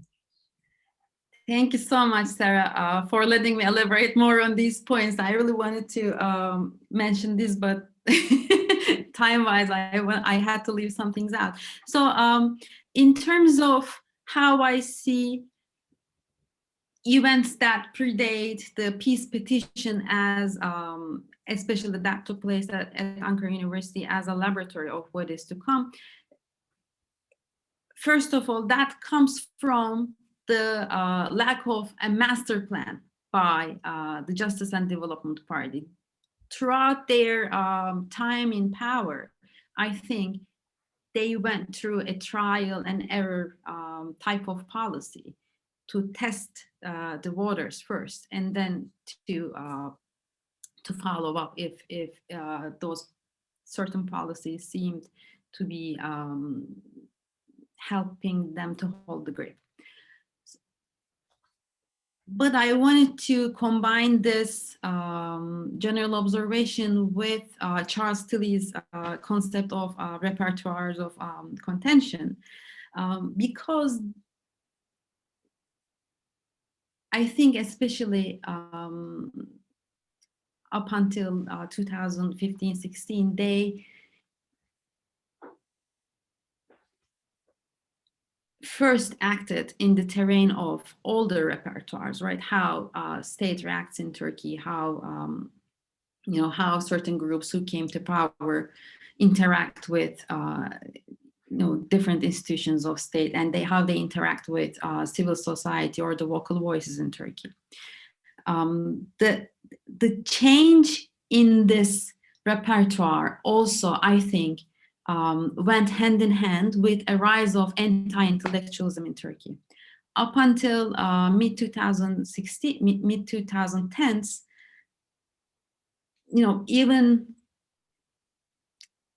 even though the university didn't have so much impact on the overall, let's say, change of Kurdish politics in Turkey, or they did not conduct, research at large because of self-censorship or institutional confines, I think intellectuals in Turkey were still respected highly. And overall, over the period in which JDP was in power, they appended this narrative and more and more portrayed intellectuals as enemies of the state, right? Like parasites, depending on public universities' power and then using their privileges. So that overall perception and conception changed during this period. And we saw that whenever the police attacked, let's say, university campuses up until 2013, even 14, they would never attack the scholars, the faculty. And faculty would always act as a mediator between the police and the students to protect the students. Around 2014, like the police came to campus and started arresting and detaining scholars. And so this was a big change, and this had I think this signifies the change of repertoire, and then this is what I fear we might see further if we have more vocal voices in Turkey. In terms of the diasporic element in the rise of Kurdish studies, up until like 2000s, it's only in 1990s when we see the numbers rise in dissertations about Kurdistan, which is still very rare, the use of word Kurdistan, and then there are recent reports on this documenting these two, and it's accessible through the these data is accessible through the Board of Higher Education's website. It's nothing but normal that Kurdish studies developed outside of the institutional higher education in Turkey. And it was not the liberal environment or academic freedoms entailed by Justice and Development Party that brought about a rise in Kurdish studies in universities of Turkey, because there has been such an accumulation on Kurdish studies in non-academic environments in Turkey, among the diasporic communities, among the exiled intellectuals in Europe and in partially in the United States. And this was also accompanied by academic works conducted by mostly scholars from Turkey in the universities in Europe and in the United States. So the emerging field came to a saturation point, if you will. And we see the spillover effect of this in the universities of Turkey. So it was not made possible by this environment of academic freedom that was available to scholars in Turkey. So I think this is all I would like to say about your points, but I hope I'm not missing anything. No, that's super helpful. And I'd also just like to open up the space of the Zoom to our other panelists to see if they had questions or wanted to share any comments. We have a few minutes before we switch to our other presentations. Anyone? I see a question in the chat box, but yes. The first one. Well, maybe we'll turn to that if there are no comments by the panelists. So the question is about, first, has the AKP been able to punish Turkish academics abroad who speak about the Kurdish issue? If so, how? And also, I'm wondering, this is the person posing the question, wondering if you have heard about Turkish academics being punished for teaching about theories of human evolution. And do you think this is connected with the coup crackdown, or is it just something more general that has always happened under AKP rule? Nazan, did you want to take maybe the first part of that question? Yeah, so for Turkish academics abroad, those who, Turkish and non-Turkish, those who signed this peace petition, most of them did not travel to Turkey. Some of them were also indicted by the courts, and some of them who only hold Turkish passports, their passports were revoked in exceptional instances because if they were employed by Turkish universities at that time. So there has been that kind of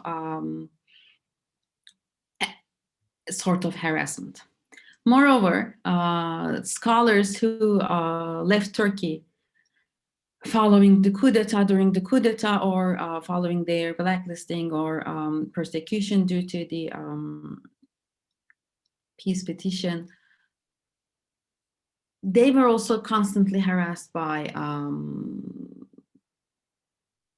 some consulates and embassies abroad in their day-to-day relationships with the embassy, in terms of like, I don't know,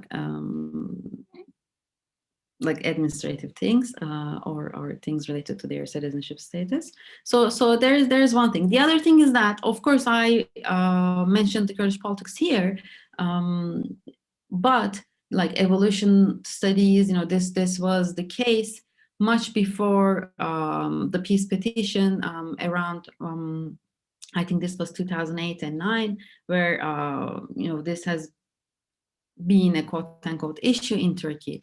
Moreover, there are a lot of scholars who, let's say, work on public health issues and environmental issues that are also targeted by the government. So this is an enlarging scope. But I think that the Kurdish question is central to this. And the conclusion from here is that it's impossible to see amelioration of an academic environment without a peaceful, democratic solution to the Kurdish question of Turkey. Mm-hmm. Thank you. Other comments? I'll just offer one reflection here as a scholar speaking from my position here in an academic institution in the United States. And I've been very interested in trying to connect your presentation with the earlier presentations and understanding how this concept of academic freedom has been massaged in neoliberal institutions and neoliberal universities, and how it's possible, and this is particularly the case in the United States, it's very possible for there to be a discursive claim by higher administrations that they support academic freedom. It's almost like it's become a brand in the institutional setting, that there's, as has diversity, right? So I've seen that these two things often are combined, that because we uphold academic freedom, we also champion diversity. But what has also happened is this kind of watering down of what the content of academic freedom and of diversity is, right? So part of the challenge of many of us who are engaged in more radical solidarity work is to precisely remind the neoliberal institution about what academic freedom looks like. And it's not a brand that can be kind of trumpeted by the institution. And right now, I just feel that in the United States that there is a lot that is sort of obfuscated and going under the radar, and that a lot of the challenges that academics face in terms of protecting their academic freedom are going unnoticed. And also because there's real concern that unless you are protected by tenure, you are disposable. You're disposable in this market, particularly now with just the glut of PhDs in the academic marketplace. So there were just a couple of things I was thinking about, in particular, trying to connect the first presentations to yours. Bengi, you have your hand up and you haven't had a chance to speak yet, so please take the floor. Oh, thank you. I just wanted to make a, like small contribution about academic freedom in Turkey, because there was a question regarding, academic freedom in different fields, right? And I remember it was back in 2008 when I was trying to find funding for my PhD dissertation, which focused on the political protests in the 1970s. I was asked by senior professors, senior colleagues who were working for like Higher Education Council or like similar organizations, if I wanted to rejuvenate the political conflicts of the 1970s. And this was happening back in 2008. So as you can see, like there was as Nazan also mentioned, like there was a actually accelerating phase of limits on academic freedoms. I just wanted to add this as a comment. Thank you. Oh no. Yeah, if I have 30 seconds, thank you so much, Dr. Bedehanoğlu. This was great. I was wondering when I was listening to your presentation, if it might as well be the case that your argument only narrowly applies to academic freedoms, but I was wondering if you would say there was no expansion of any freedoms, any freedom of speech when it comes to minorities in Turkey at all in the initial years of the AKP regime. I was essentially thinking about the complete ossified denialism of Armenian genocide throughout the Republican era that seemed to have softened, even discursively, just for a few years. Would you say that it doesn't count? No, I don't mean that it doesn't count, but the fact that, if a field of freedom, let it be academic freedom or other types of freedom that can be exercised through civil society, if it's ephemeral, if it doesn't long, it negates itself in the end. So it doesn't, if it doesn't hold, throughout the society. So my argument was specifically about academic freedom, and also with regard to the Armenian question, Armenian genocide. I'm not really sure whether, that relative liberalism had, expanded to society at large.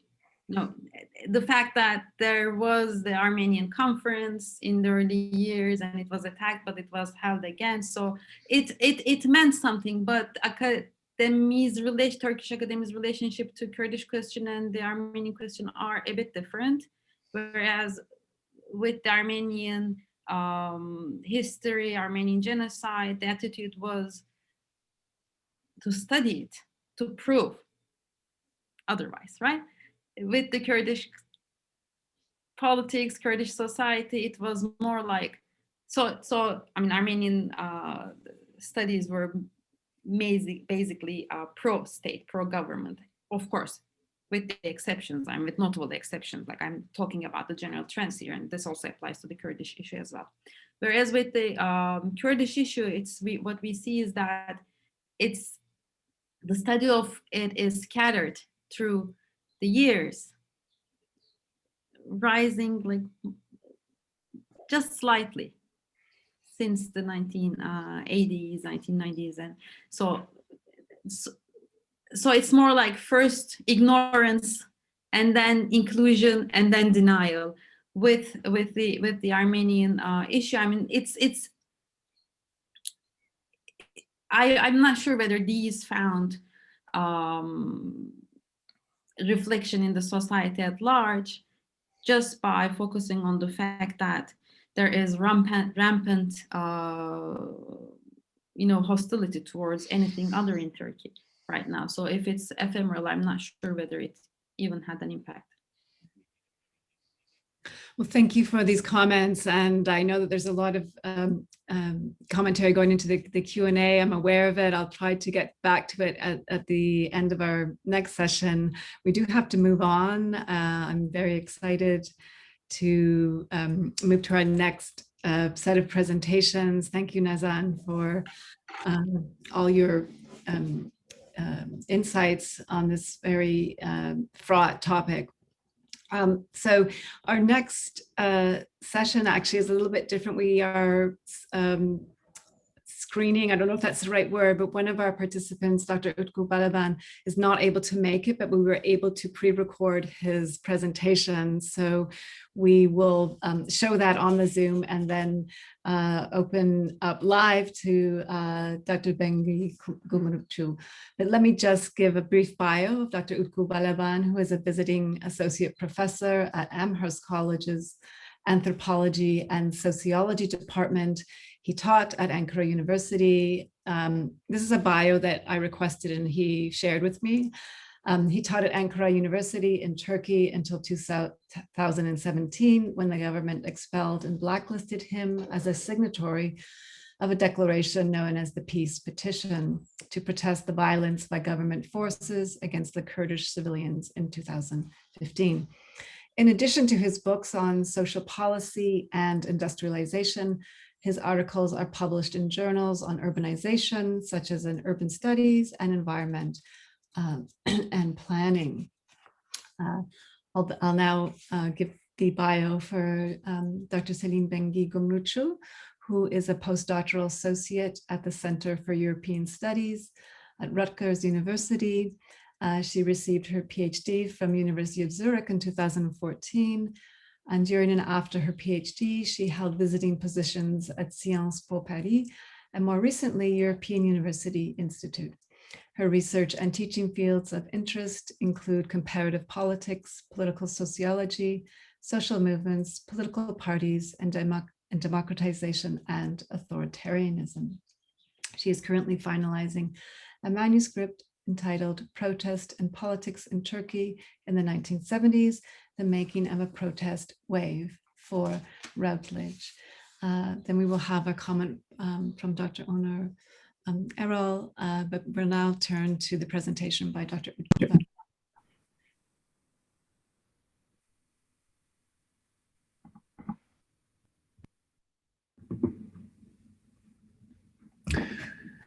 Why did the Islamists choose an authoritarian path in the last decade?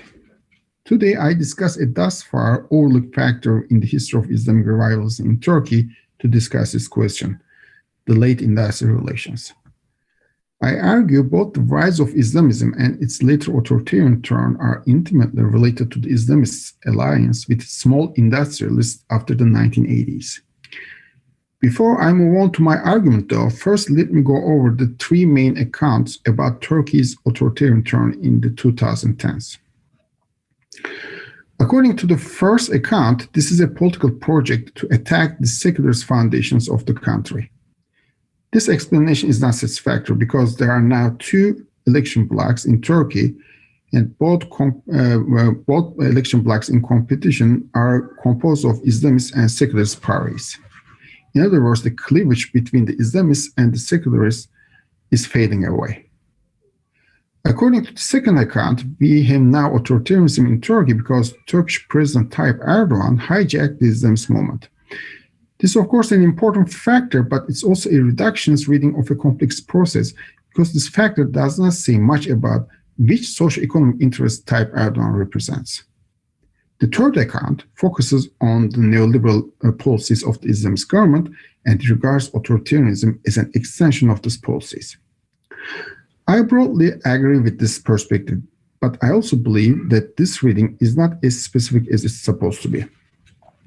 The big business in Turkey has been a vocal opponent of the Islamist government since the early 2000s. Furthermore, the Islamists in power have confiscated different business groups since they came to power, such as the Uzan Group in the early 2000s and roughly 800 companies of other Islamist business families who were close to Fethullah Gülen, a religious cleric who was believed to be behind the failed coup attempt in 2016.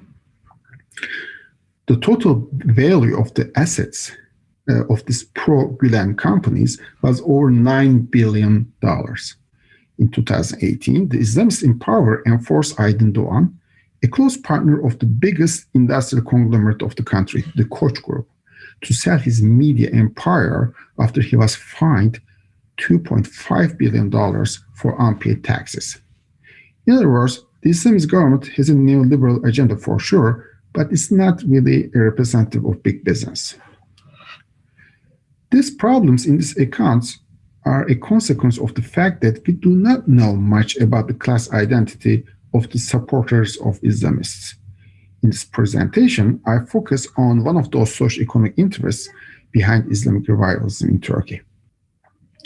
To be specific, I make three arguments today. First, Islamists in Turkey came to power because of industrial growth. In fact, I call Islamic revivalism in Turkey industrial Islamism. Second, one of the most important political clientelees of the Islamists is not the big business, but small industrialists who own and operate small manufacturing facilities in residential areas of working-class neighborhoods in big and growing cities. Third, authoritarianism is primarily a response to accommodate the needs of these small industrialists, rather than an attempt to overthrow the secularist regime, to consolidate type Erdogan's one-man rule, or to appease the big business. Let me now go over each one of these arguments. First, belying the common perception, Islamists were not the biggest enemy of the secularist establishment before the 1980s. In fact, it was the socialists who were at the top of the enemy list of the secularists. Both military intervention in 1971 and 1980 targeted primarily the socialists. The same year, when the Democratic Socialist Turkish Worker Party was banned in 1972, the Islamist National Salvation Party was allowed to run for elections. However, Islamists performed poorly in the 1970s despite or because of the democratic political milieu. In fact, Islamist voting share declined in 3 successive elections between 1973 and 1984. Thus, the idea that Islamists came to power in a conflict with the secularists does not have much empirical merit.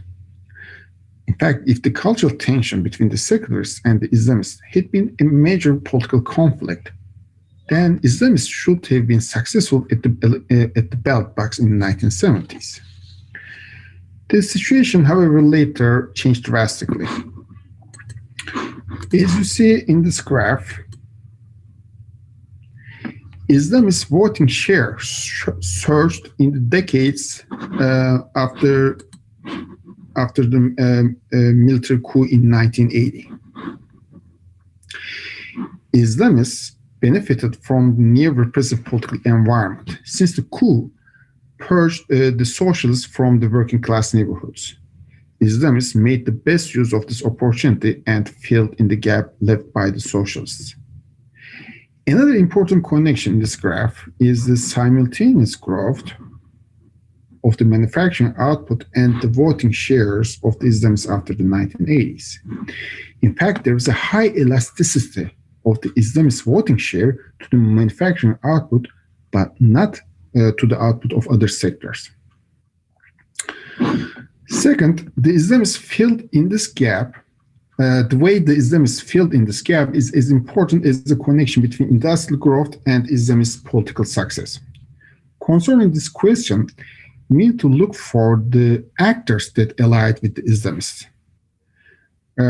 rather than foreign capital or big business.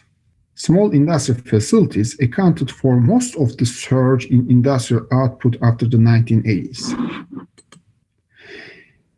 As you see on this graph, 109,000 small manufacturing facilities began their operations in the 1990s, a figure that has not been surpassed yet.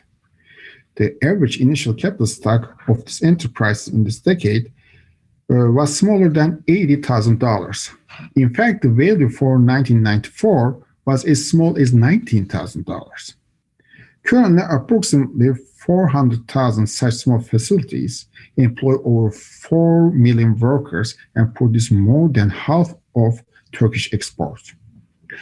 More than 100,000 such facilities operate within Istanbul's working class neighborhoods alone.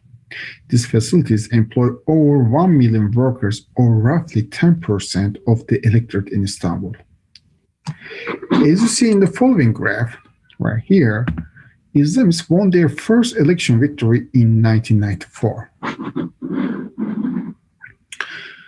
And this was the year when they, for the first time, enjoyed a larger voting share in industrial cities than in the rest of the country. In other words, Islamic revivalism in Turkey was an urban phenomenon. In fact, it's not just industrialization, but also industrialization led by small manufacturing enterprises that coincided with the rise of Islamism. In my research on this subject in 2008, the biggest working class of Istanbul, Bağcılar, had over 9,000 garment sweatshops in its residential areas, employing over 200,000 workers within a population of 650,000, in other words, 1/3 of the district population. These sweatshops homogeneously spread to different neighborhoods. To put these figures in a context, there was roughly 2.5 sweatshops per each street. Owners of the small facilities were the local leaders of their communities and had a significant impact on the way their workers understood the politics. The support of the sweatshop owners for Islamists is the key for the persistent success of Islamists in the poorest neighborhoods of big cities. Third, authoritarianism helps these small industrialists to survive the global competition by East Asia. I call this broad policy set industrial clientelism. Different areas of policy making, ranging from social welfare to education, are designed to accommodate the needs of small industrialists. In addition to massive subsidy programs for small and medium-sized enterprises, there are also other less visible forms of support. For instance, the Universal Healthcare Program, initiated in 2008, subsidizes small industrialists as the general government budget now covers their informally employed workers' contributions. Let me now relate this industrial clientelism to Turkey's authoritarian term.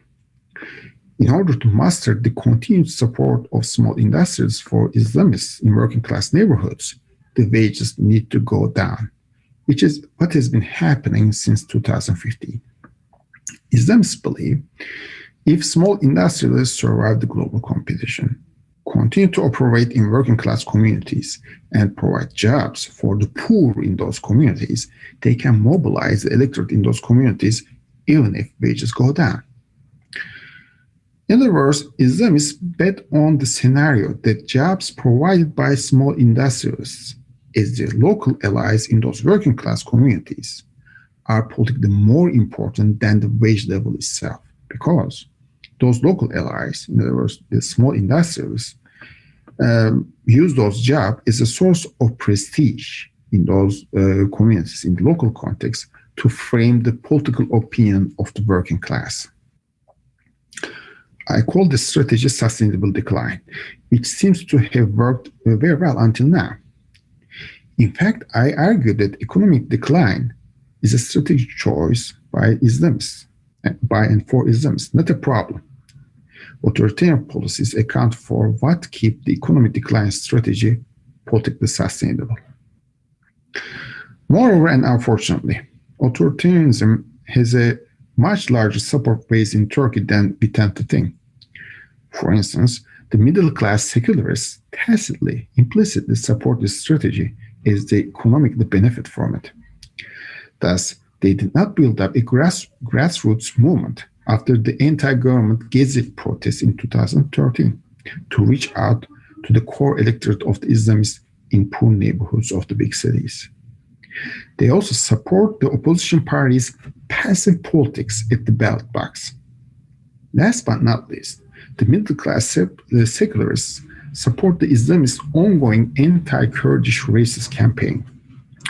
In fact, anti-Kurdish racism in Turkey is now the common ideological ground for the emerging coalition between the secularists and the Islamists.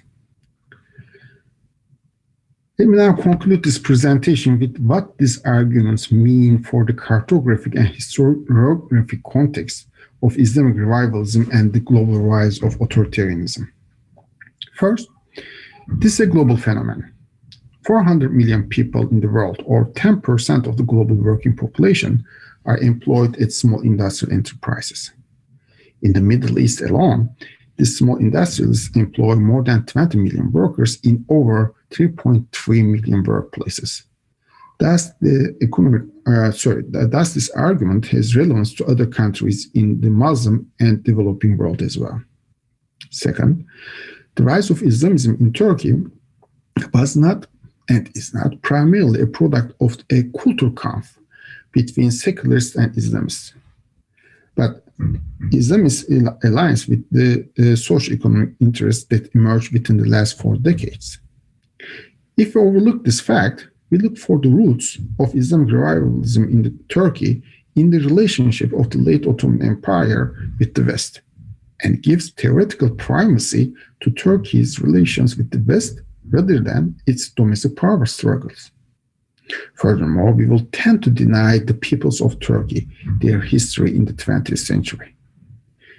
This is, I believe, a particular form of self-orientalism, which we need to revisit collectively. Thank you very much.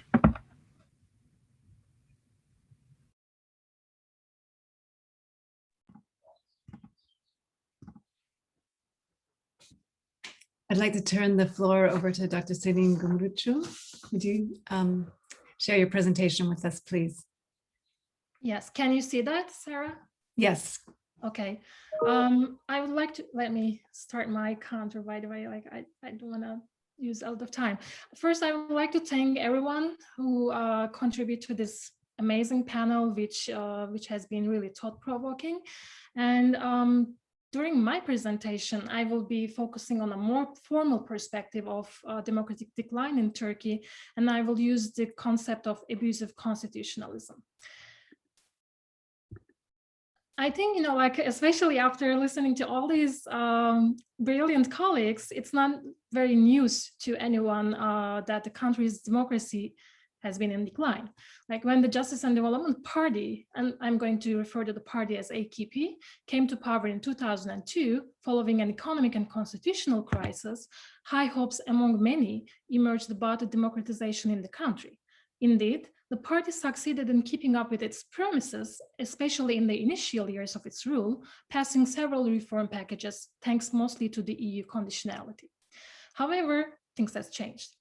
According to varieties of democracy data, for example, egalitarian democracy, electoral democracy, participatory, liberal and deliberative aspects of democracy in Turkey has been in decline.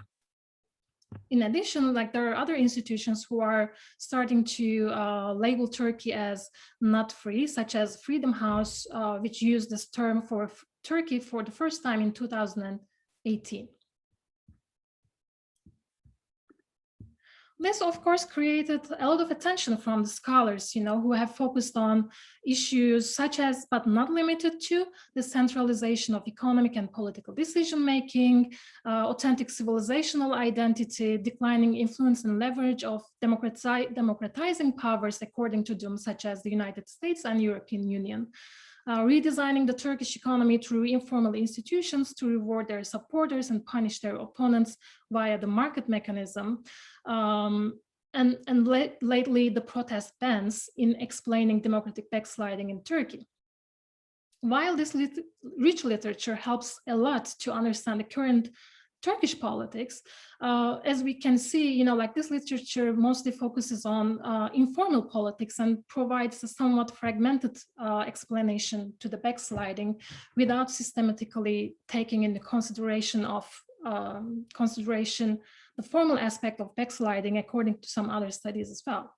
And aiming to fill this gap in the literature, in this paper, which is work in progress, I have to underline, I look at the constitutional amendments, and I'm offering the concept of abusive constitutionalism in explaining the developments contributing to democratic backsliding in the country. And I will be using data from varieties of democracy data sets to show the impact of the amendments on democratic and rule of law backsliding in Turkey, starting in 2007, but accelerating right after 2010.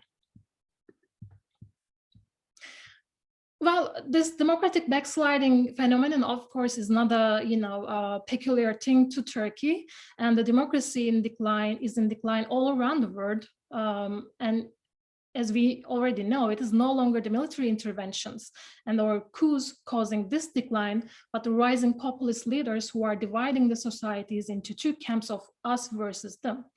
The citizens who lost trust in existing institutions in some of these countries, including the political parties, eventually vote for these populist leaders who are promising a change to the existing status quo, which have been undermining the will of the people according to them. In some cases, an existing design defect, as it is called in the literature, might cause the party with the highest votes to win the majority or even supermajority in the parliament. And we also know that it is in the rhetoric of these populist leaders that there are much to be done to change the status quo, which have been harming the real people's lives while benefiting the elites. In this sense, for these leaders, constitutional accountability and limited government are unnecessary when so much has to be done, right? A powerful tool employed to make this happen is the constitutional amendments or introducing new constitutions totally. Indeed, when we look at some data from the literature, it is reported in a comparative study, for example, that 50% of the populists around the world have changed or amended constitutions while in office, and many of these changes have extended executive term limits or weakened checks on executive power. It is then essential to understand the constitutional mechanisms of democratic backsliding. And in this case, Turkey, as it is my case. Well, there are different, conceptual tools in the literature, ranging from autocratic legalism to constitutional capture. I don't have time to go into the details of this, but I will be employing abusive constitutionalism as my, conceptual tool, because I found it more easy to operationalize. And it refers to the use of mechanisms of constitutional change in order to make a state significantly less democratic than it was before. Sorry, here we go. When we look at the literature on abusive constitutionalism or this legal framework of democratic decline, we're also seeing that scholars provided us with a playbook of would-be authoritarians. Again, I will not have time to go into the details of these processes, but let me briefly mention some of the steps that they would take in order to undermine democracy. As Bard and Peck, for example, argued, the first step would be making the existing constitution autocracy compatible. And this might come in the form of undermining the legitimacy of the constitution, but also as undermining the legitimacy of the basic institutions of the existing order, in line with the populist stance of the establishment, of fighting the establishment, sorry. A next step would be, quickly shutting down the key offices, which might resist the consolidation of power of the populists. And this is why some of the autocratic legalists, some of these populist leaders began with disabling the constitutional courts. And this step might go hand in hand with the court packing, not only in the major branches of the judiciary, but in the whole judicial system. So now let's have a look at the constitutional amendments in Turkey under the AKP rule since 2002. Again, unfortunately, I won't have enough time to go into the details of these packages, which are actually 13, which were passed under the AKP rule.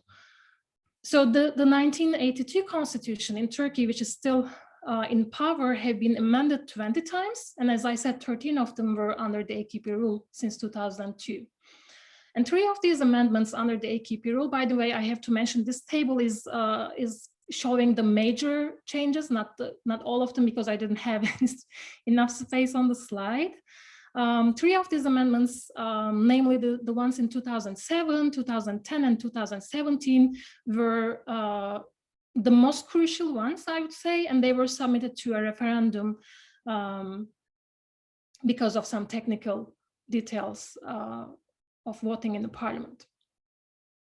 So in 2002, for example, we have seen that the main aim of the amendment package was to let Erdogan into the parliament, who was politically banned back at the time, and this amendment regulated 2 articles on the eligibility of the MPs and by-elections. And as a result, Erdogan was able to be elected as an MP in 2013 and then became the prime minister of the country.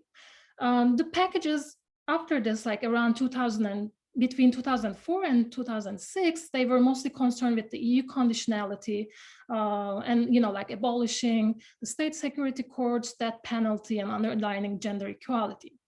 When we come to 2007, we are seeing that this amendment, which was the first one to be submitted to the referendum, redefined the electoral process. The legislative period was decreased from 5 years to 4 years, and the president would be elected by a popular vote rather than by a qualified majority in the parliament. In 2010, the amendment package, or the amendments proposed in this package, can be grouped into 2. On the first hand, we are seeing those articles which were concerning basic rights and freedoms in order to provide a more democratic outlook. And in the second hand, we are seeing amendments concerning the high judiciary, mainly the Constitutional Court and the Supreme Council of Judges and Prosecutors. And finally, in 2017, the amendments changed the system in the country from a parliamentary one to a presidential one, abolishing the office of the prime minister and allowing the president to rule the country with presidential decrees. So I'm going to say that not only the content, but also the way that these amendments were proposed, accepted, and voted on are also of crucial importance in order to understand the democratic backsliding in Turkey. Because looking at the process, especially around the crucial packages, crucial amendments of 2007, 2010, and 2017, we are seeing that AKP sought no or little reconciliation or consensus building during the amendment processes of the constitution, which of course should be a text based on broad consensus, at least theoretically. And second, as you can see in this table, the amendment packages were not discussed in length at the parliament. For example, the system changing 2007 amendments, 2017 amendments were discussed for only 11 days in the parliament. And this obviously does not refer to a democratic process overall or a participatory process. And this is why some scholars are claiming that the AKP considered these 3 controversial amendments, especially the ones in 2007, 2010, and 2017, as fait accompli from the very beginning.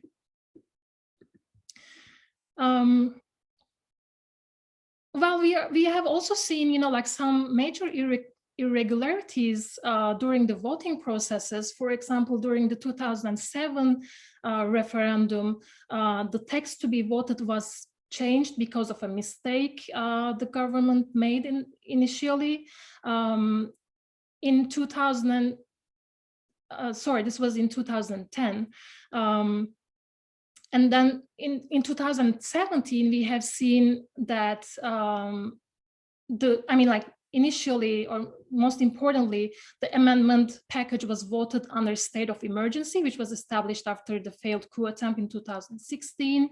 And for example, there was one single article of the text which amended 64 articles, which would cause to non-transparent and difficult to understand text full of full of contradictions. And we are also seeing that, especially as in 2010 and 2017, the voting process was highly securitized, and the campaign period was during the campaign period, the amendment packages were framed as anti-terrorism packages, and those who were critical of the amendments were delegitimized by using several adjectives. So when we look at the longer impacts of the constitutional amendments in Turkey, we are seeing that they had a very huge impact, actually. For example, according to data from Varieties of Democracy, executive in Turkey started to respect the constitution significantly less after the amendments which were passed. But this was not the only outcome of the amendments, and we are seeing that they gave the president and the parliament a greater say over the appointments of senior judges and prosecutors, especially in the case of Constitutional Court. And analyzing the structure of the court, a recent empirical study, for example, found out a significant break in 2010 in the ideological position of the court and detect a conservative ideological shift following the reforms. And this observation is also supported by the data from VDEM on court packing here, as you can see here on the slide. Well, as I also mentioned, the amendments oversaw the abolishment of the office of prime minister and the separation of the executive and legislative branches, the president being both the head of the state and the executive. And this was damaging the neutrality principle, as the president no longer needed to strip from his or her political party affiliation. And in practice, this would mean the official abolishment of the principle of separation of powers, which was already undermined. And according to data from World Bank, as you can see here in this slide, separation of powers in Turkey declined after the 2010 amendments and almost totally disappeared after the 2017 amendments and the coup attempt, of course. So overall, we are seeing that according to the Varieties of Democracy data, along with the various aspects of democracy, the rule of law has been backsliding in Turkey, as shown in this figure, since the AKP came to power in 2002, but especially after 2007 and the second term of the AKP government. I'm just going to, briefly conclude. I know that I'm already ran out of my 15 minutes. As mentioned by Lando, constitutionalism is an important factor that might lead to authoritarianism under hybrid regimes, as it is on the formal constitutional rules that define the incumbent's tenure in office, power over other institutions, and other variables. In this regard, I find the concept of abusive constitutionalism very useful to have a understanding of de-democratization in Turkey. As we have seen from this data, several aspects of Turkish democracy declined after 2010 amendments. The rule of law backslid as the courts got packed, the executive's respect for the constitution declined, the checks and balances and formal control mechanisms were abolished, and finally in 2017, the country switched to a presidential system from a parliamentary one, which led to rule by the decrees. And these are actually the resources of some of the issues that we are having at the moment, such as Turkey's withdrawal from the Istanbul Convention, the direct appointment of a rector to the Boğaziçi University, and recent debates on a new constitution, on the need of a new constitution in Turkey, and maybe more recently, the suggestion from the MHP's leader to close down the Constitutional Court totally. I'm going to stop here and maybe we can talk more in the Q&A. Thank you, everyone. Thank you so much, Dr. Gumrutlu. I'm going to now turn to our comment from Dr. Onursol Erol, who is a postdoctoral scholar in the Middle East Studies Department at USC. He completed his PhD in political science in August in 2020. When was that? When was 2020? At the University of Chicago with a dissertation focusing on gender, urbanity, and politics of contention in the context of Istanbul's Gezi Park resistance. Onur. Thank you so much, Sarah. Thank you very much to our papers as well, authors as well. I'm going to try to keep it less than 10 minutes so we can see if we have some Q&A. So just to cut to my important points, and I'll email the less important points. I wanted to make a point of divergence between these two papers synthetically that position themselves against one of the common readings of authoritarianism, which is along the lines of closing democratic potentials as a result of a society knee-deep in unresolvable cultural conflict. This emerges as a point of significant divergence between Balaban and Gümrükçü's pieces. And Turkey is the poster child of the infamous Kulturkampf, of course, between deeply opposing secular and religious values. And Balaban's position on this front is nuanced in an interesting way, I think. He tacitly affirms the oversized significance native political analyses of Turkey give to the secularist Islamist divide. His critique, however, is that this suggests an essential state of being stuck in this Kulturkampf. He criticizes the idea that Turkey could never escape this black hole of cultural conflict, regardless of any accumulating sociopolitical experiences, because why wouldn't it be able to? Why must Turkish society be so essentially stagnant in this way? This is precisely why we find him suggesting that buying into this essentialism is a form of Orientalism, which is fair enough. It is crucial, however, I think, to underline a nuance here, which is that Balaban does not accuse this position of any old kind of Orientalism, but of self-Orientalism. And implicit in that latter qualifier is a tension I think we should highlight. It suggests that his critique addresses the Turkish society gazing at itself as stuck in this essential cultural conflict. But this begs a question: if the Turkish society does indeed gaze at itself as deeply and essentially stuck, that self-understanding and the political outlook that follows from it is its own mechanism of stuckness, rendering it a genuine, in quotations, state of affairs, as opposed to the regimes of representation your run-of-the-mill Orientalism establishes.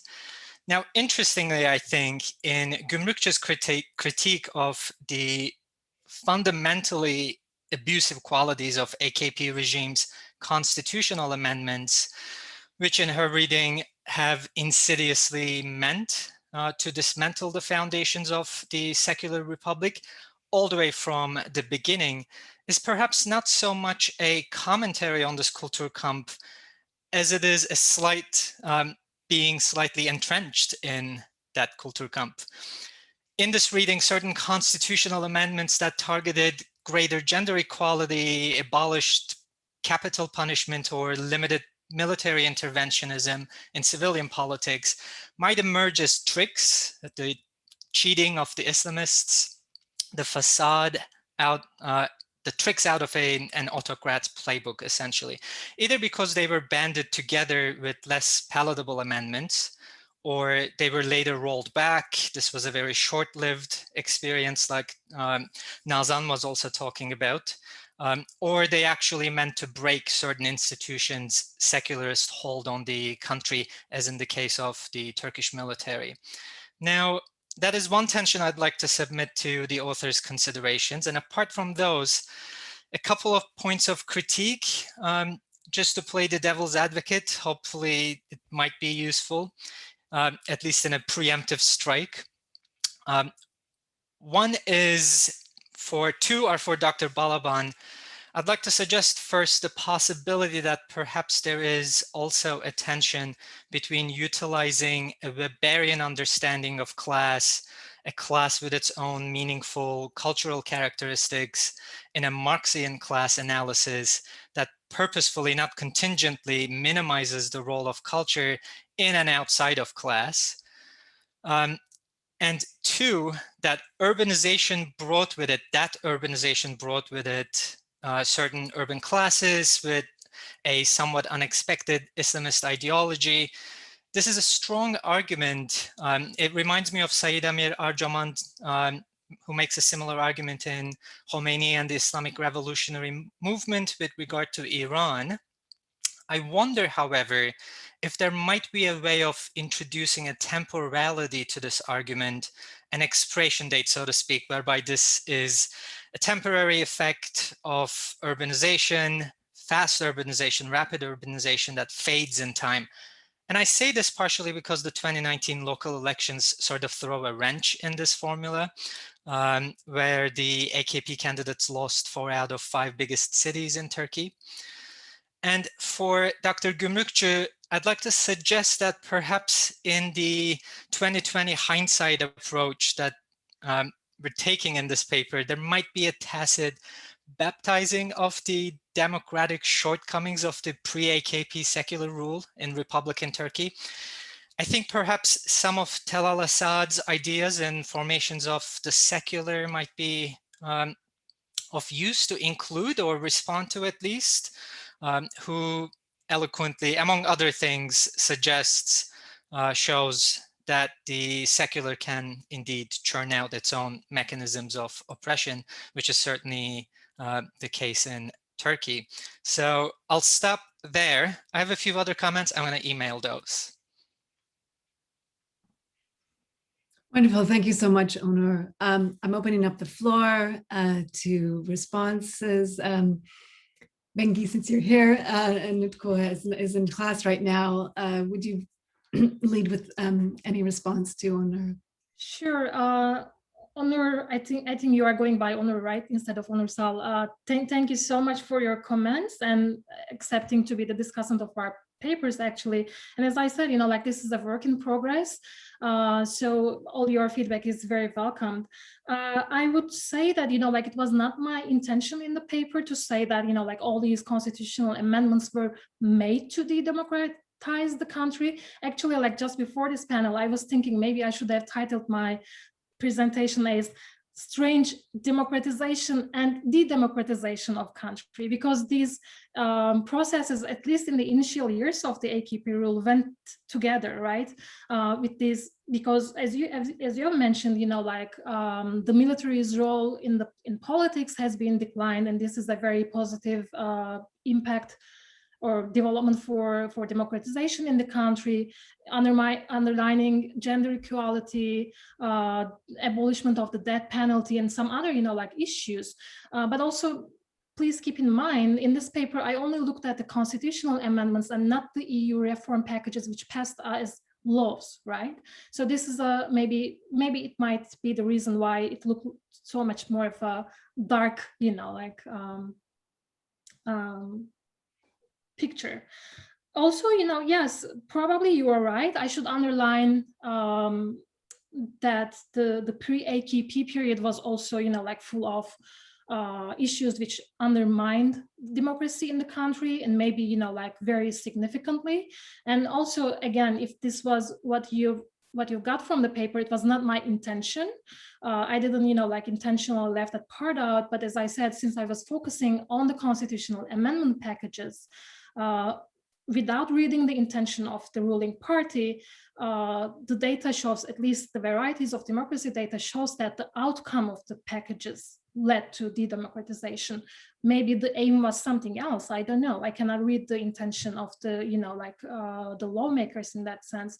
But obviously also, like the process itself in making these amendments is also not very participatory, even though they are bringing democratic, some democratic development as well. So I would stop here, and I'm really looking forward to your email. Also, thanks for the literature suggestion. I'm gonna look it up. Thanks. I wanted to mention that there had been a couple of questions that came in from the audience about comparisons with India. And this is certainly very far from my area of expertise, but I did just want to mention that and see if there were any responses from our panelists that might help these audience members make those connections between the situation in India and in Turkey, or we could move on to other comments or queries at the end of our session today.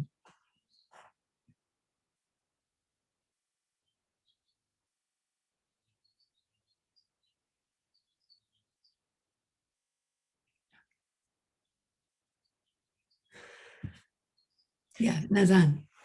I couldn't see the question over there, but so I'm not sure whether it was directly addressed to Bengi or,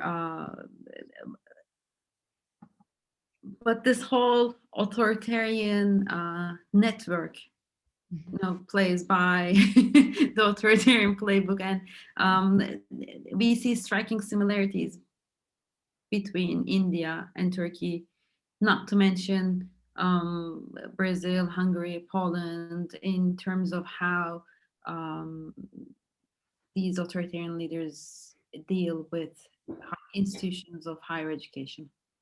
GAU's case is very similar to what happened to in Turkey's universities, and I think also maybe the quote-unquote resistance by the scholars are similar in a lot of senses. So at least from my vantage point there, I see a lot of similarities as well. Mm-hmm. Yeah.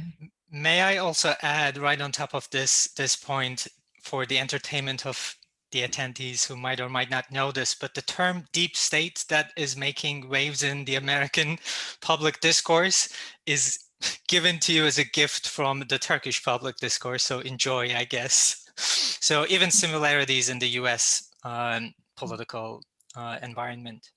Mm-hmm. Thank you for reminding us of that, Onur. Well, listen, we've been on Zoom now for 2.5 hours, and I want to respect people's time. And there's so much more to talk about, but I want to just close with a deep appreciation for your wonderful presentations, for sharing your expertise with us here at USC, at UCLA, and in the broader community. I found these conversations to be really dynamic, fascinating, and I've learned so much from each of you. So thank you for being here. We've saved the chat. We've saved we have a recording, and we will be reaching out to you about next steps. So thank you again. And this closes our webinar today. Thank you, everyone.